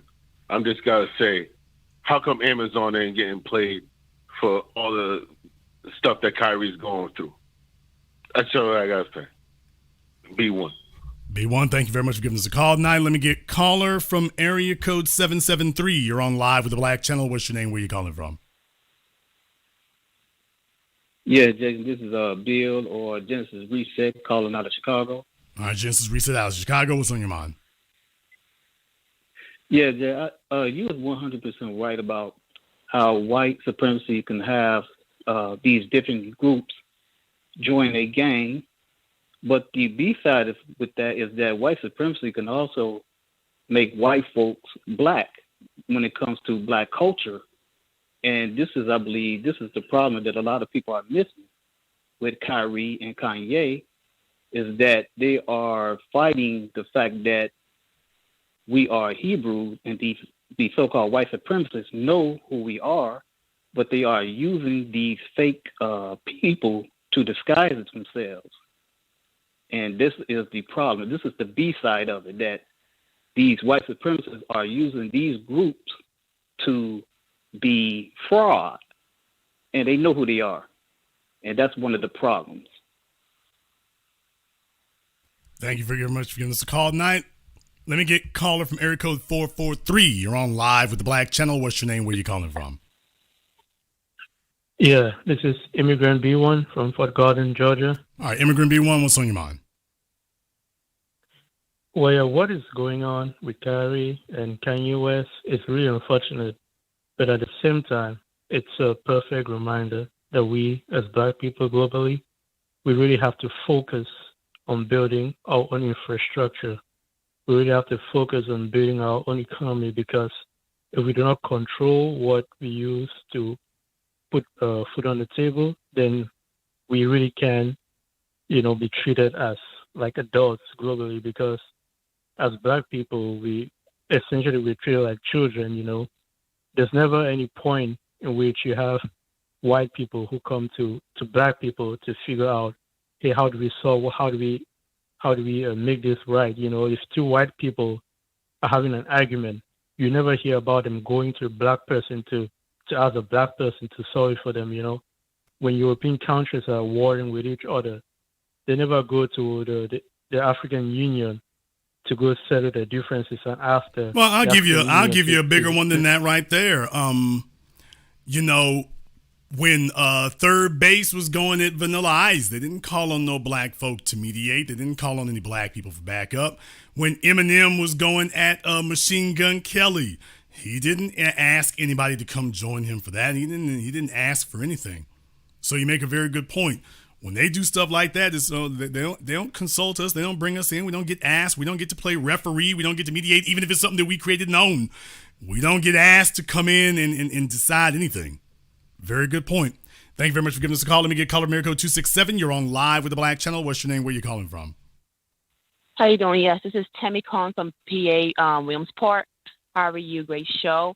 I would like to make a comment about Kanye and Kyrie. So, what I'm noticing is a lot of Black people with power, when they put their necks out there to speak out on anything. Rather, I would tell you right now, I don't care too much for celebrities, but you see people encourage them to do a very daring thing that might hurt their career, but these same Black people would not financially support them when they come into a situation like right now where they're hurting their finance. For instance, there was a guy of the name of Irritated Genie. He did a lot of things for Black people, particularly in Delaware, where somebody was actually lynched. This guy did amazing work, but nobody actually financially supported him enough that he can carry out his whatever he was doing. They started shutting him down from different medias. They revoked him from traveling, but he was going and doing lectures in African country.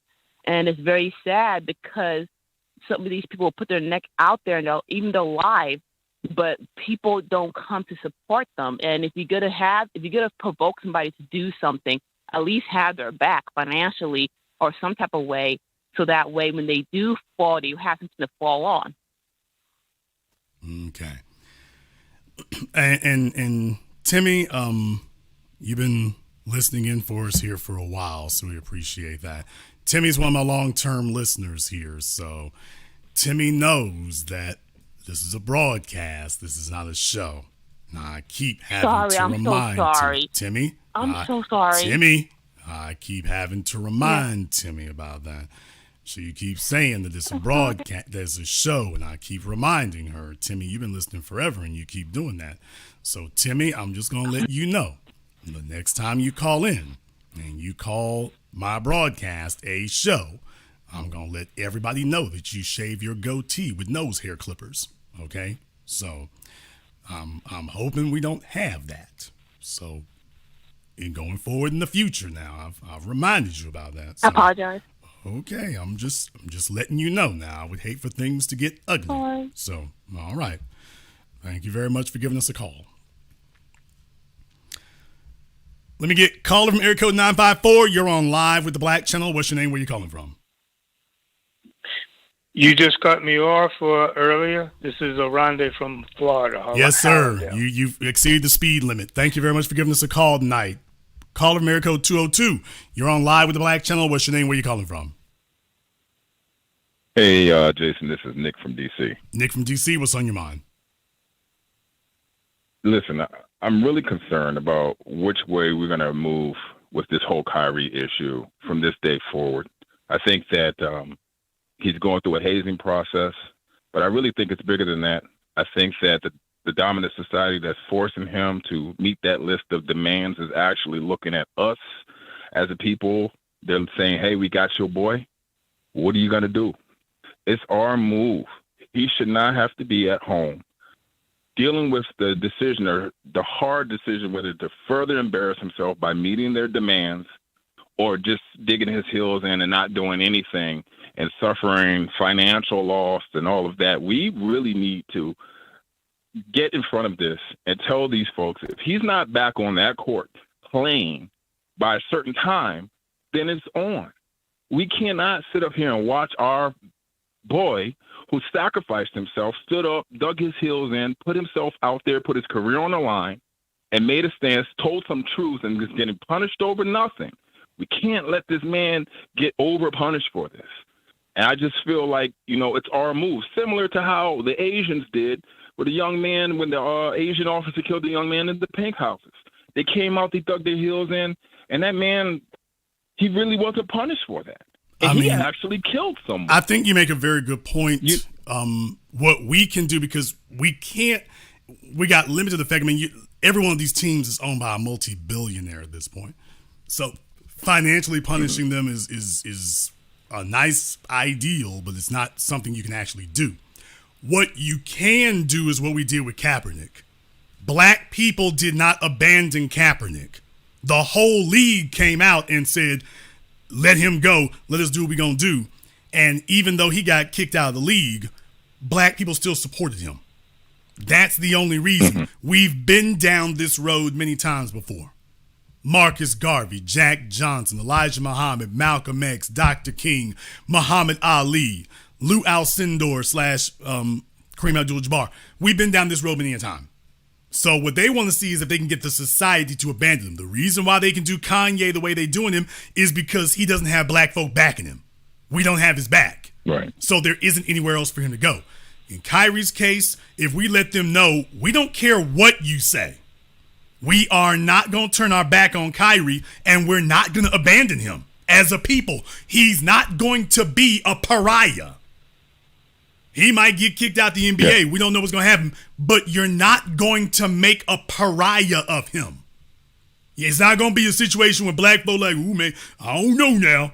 It's not going to be, you're not going to do him like OJ and R. Kelly and folks who committed crimes. You're not going to do that. Or at least in OJ's case, alleged. You're not going to do that. So just understand, that's victory for them. If they can get you to walk away, that's victory for them. If we simply refuse to do it, that alone, it doesn't matter what they do at that point. You can't break that. If black folk are still going to see him, if we still treat Kyrie like he's Kyrie, if we still do that, at that point right there, it's over. You did all this for nothing. Thank you very much for giving us a call tonight. Let me get caller Miracle 561. You're on live with the Black Channel. What's your name? Where you calling from? Hi, this is Chance Neaton Schreiner calling from Loxahatchee, Florida, calling by way of Richmond, Virginia. All right, Chance, what's on your mind? What did Kyrie do wrong? He was being black and telling the truth. That's what he did wrong. They're just practicing white supremacy. That's all they're doing. Yeah, that's the whole point. I mean, you summed it up very well. Thank you very much for giving us a call. Let me stop him there because you just said it all. They're just practicing white supremacy. That's it. He didn't say anything wrong. It's just white supremacy. This is to send a message to all the rest of you. This is just white supremacy. This is just white supremacy. That's all. Call from area code 504. You're on live with the Black Channel. What's your name? Where you calling from? Good evening, Jason. This is G from New Orleans. G from New Orleans. What's on your mind? Hey, brother, I'll be brief. Great broadcast. Let me just point this out. The NFL and NBA, as far as I'm concerned, they got nothing but paid slaves. Shaquille O'Neal, Charles Barkley, and even Shannon Sharpe, I was so surprised to see him do that. But even to the extent LeBron James, because he came and threw this man under the bus. Floyd Mayweather was the only one of the few athletes I know that actually spoke up for Kyrie Irving and freedom of speech. But let me point something out, Jason. Because Floyd writes his own checks. Floyd writes his own checks, absolutely. But back in April, Kyrie Irving called out the Boston Celtics because of the racism that he experienced up in Boston. And I'll never forget, and you can look this up, Shaquille O'Neal actually said that Kyrie Irving should stop whining because Bill Russell went through the same thing, and I should, if what Bill Russell got, I would want. Why would you want feces in your bed like what Bill Russell had to go through, or eat in separate restaurants and sleep in different hotels? This is foolish. And the only one who was trying to be fair to Kyrie on that inside the NBA was Kenny, but he didn't really go out and stand out for him, but he didn't throw him under the bus either. But Kenny Smith had been like that when Charles Barkley, they get him to talk about Ferguson and talk about how the police aren't really killing black folks. They use these niggas because they can say their stuff without being called out and being called racist. Because if it was a white boy saying it, everybody would be screaming racism. But they put Charles Barkley, they put Stephen A. Smith, they put Shaquille O'Neal up there, these brutes, all of these Negroes, to say stuff against black people. And it makes me sick. I'm not watching, we ought to not watch First Take anymore. To hell with ESPN. They made Jalen Rose apologize during mid-commercial, Jason. Mid-commercial. I ain't never seen nothing like that. That's ridiculous. He asked a legitimate question we all been asking. Why is this woman named? There was a consensual relationship. I know the law, they may it violated maybe policies and so forth. Okay, but it doesn't violate a law. So you make a very good point right there. It violates the "I'm white and I say so" law, because law is only effective if you can or will enforce it. A law doesn't have to be written on the legislative books if they can enforce it. Take a look at what your Silicon Valley company's done. You don't have freedom of speech on the internet. Google can make sure nobody finds you. Twitter and Facebook can make sure nobody discusses you. YouTube can make sure you're not seen.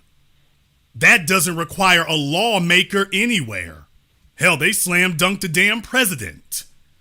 So you make a very good point in that regard. It's only a law if you have the ability to protect or enforce. It's not a law if you can't protect or enforce, protect the people or enforce it. So what they're showing you is, we'll write a new rule. You can't do that, and we're white and we say so, and we can interrupt a commercial break. That's the other thing. They want to show how much power they have to do that. Hey, watch us do this in the middle of a commercial break. We control your audio. We control your video. We control the horizontal. We control the vertical. Remember that old saying? We control every aspect of this. We can stop reality mid-time and make you say whatever we want to say.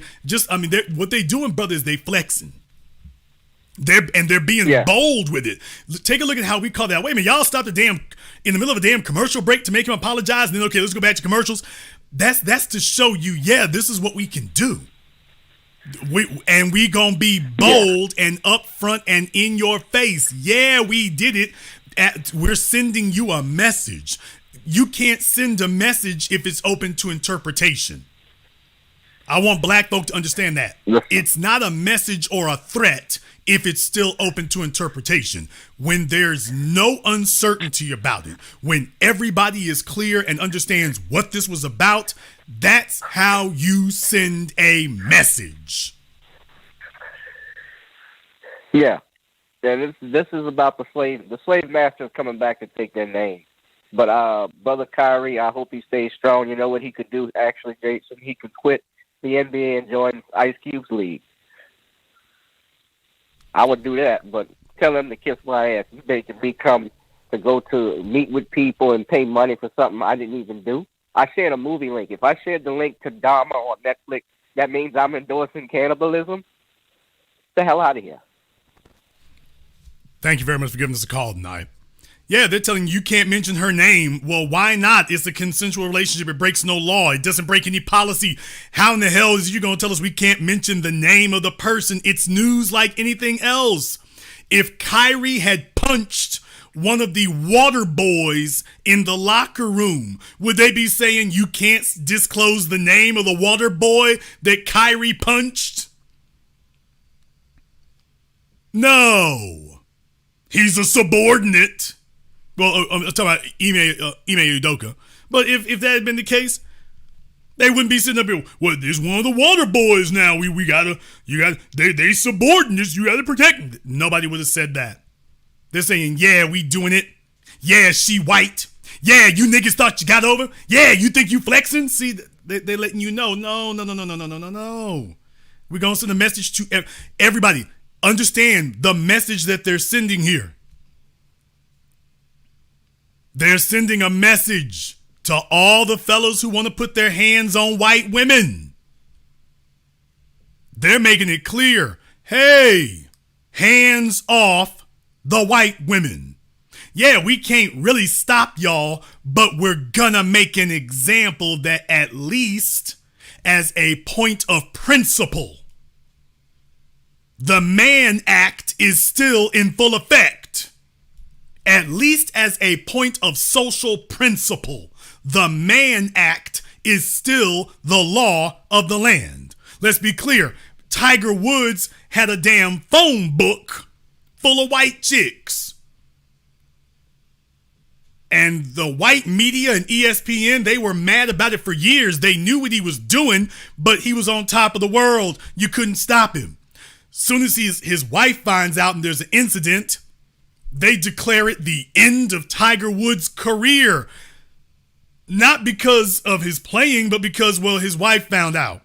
All of a sudden, it was the end of his career. All of a sudden, oh, he's not playing as well. His back has given out. He's never going to be the same. Y'all remember they stayed on him for years. They literally tried to talk Tiger Woods into retirement. Do you all remember that? They literally attempted to talk Tiger Woods into retirement. Now, I want y'all to understand something. That takes a toll on you. Can you imagine going to Twitter, Facebook, Yahoo, CNN, turning on the news, going to local television, and everywhere you go, people are talking about you and how you'll never be the same again and you'll never be able to play again, and this is what your wife is thinking, and this is what's going on with you. Man, that'll play with your damn head, man. That'll play with your damn head. Everywhere he went, that's what it was. Not for a couple of weeks. It was just this steady damn drum beat. Just a steady drum beat. That was for the purposes of talking him into insanity and talking him into submission and retirement. They were literally attempting to break him in front of the world.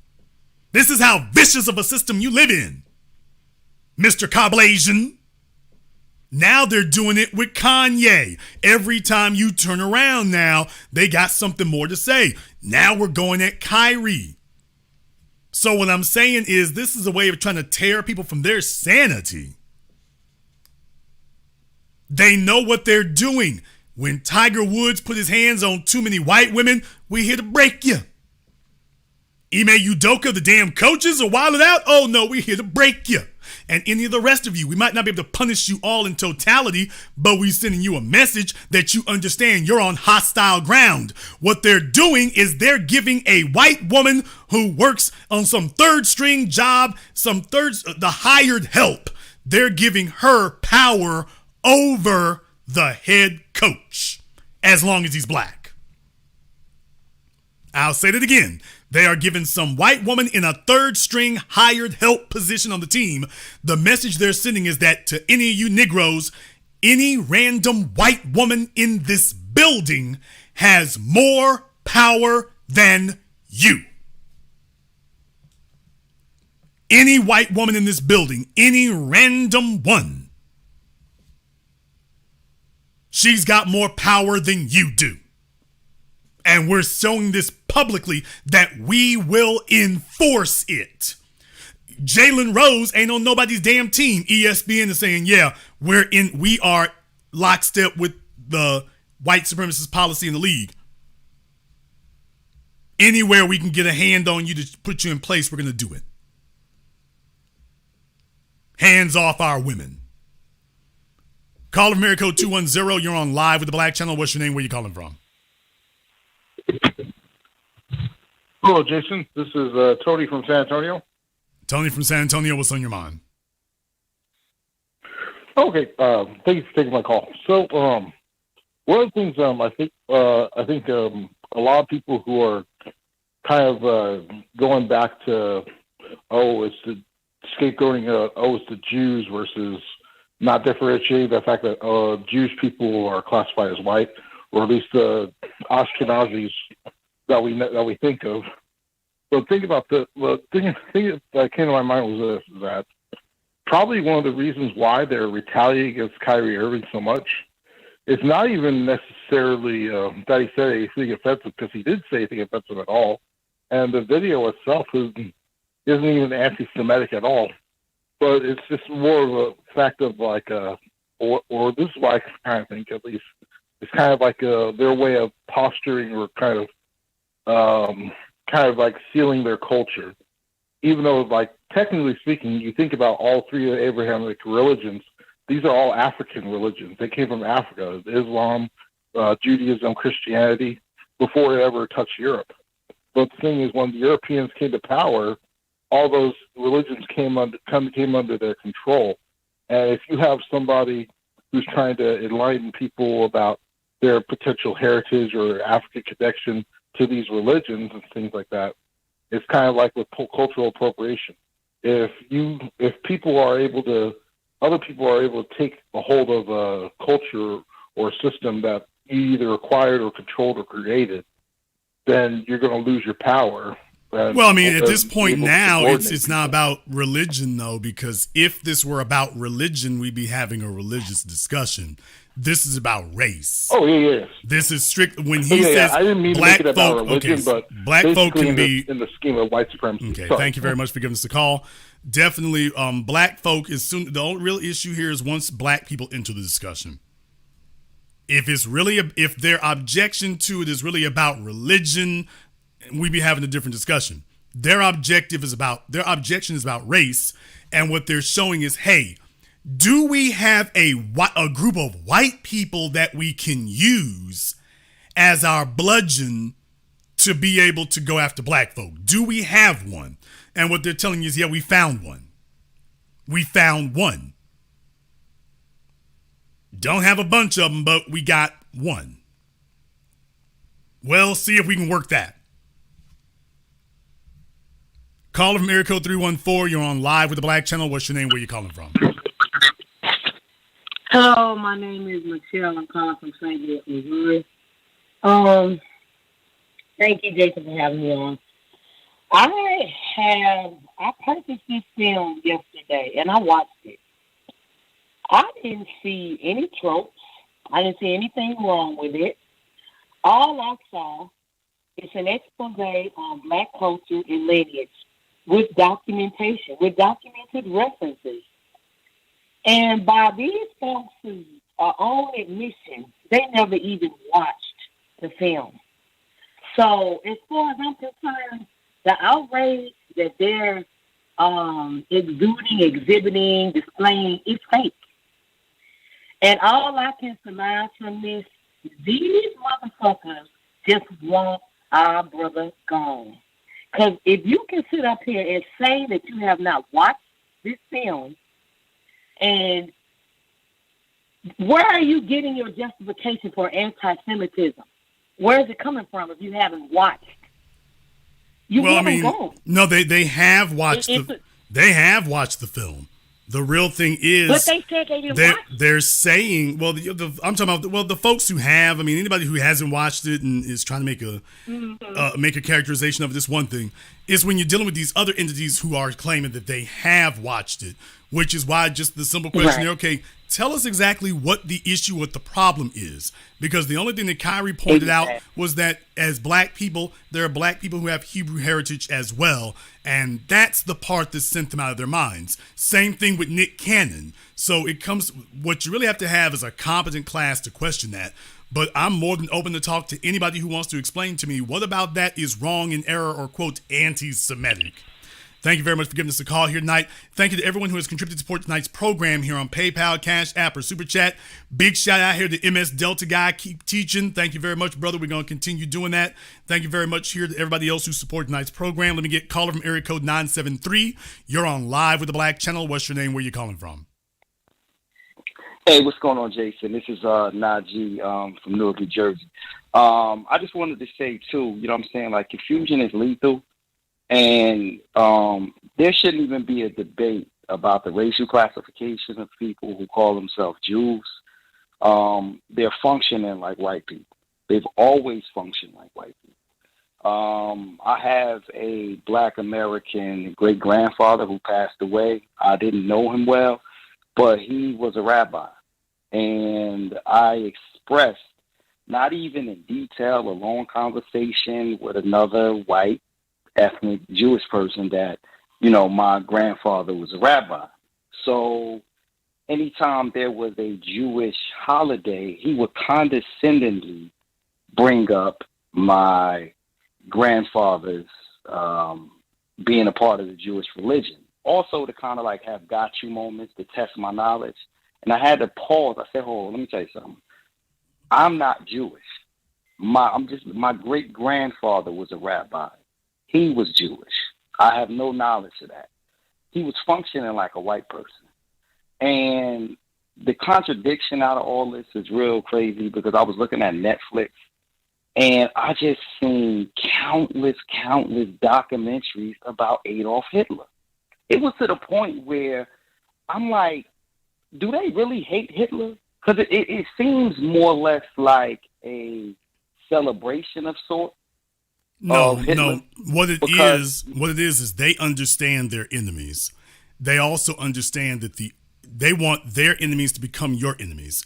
The only way you can do that is if you are very clearly and persistently stating what it is that these folk did to you that's wrong. That's why you see nonstop movies about it, nonstop documentaries. They're very smart about that. They haven't let the world forget who their enemies are. They examine it from every single possible degree. But the real thing is, as long as you are still mentioning Hitler and the Holocaust, then you are keeping it alive and you're keeping it in the forefront. Not a problem at all. It does become an issue when black folk point that out. And then all of a sudden, you got people telling us that, well, we don't need to keep bringing those things up. Thank you very much for giving us a call tonight. Let me get caller from area code 609. You're on live with the Black Channel. What's your name? Where are you calling from?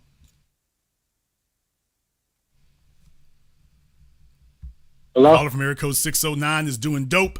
Caller from area code 816. You're on live with the Black Channel. What's your name? Where are you calling from? Hey, Jason Black, this is Don, calling from Kansas City, Missouri. Don from Kansas City, what's on your mind? You know, I appreciate you guys.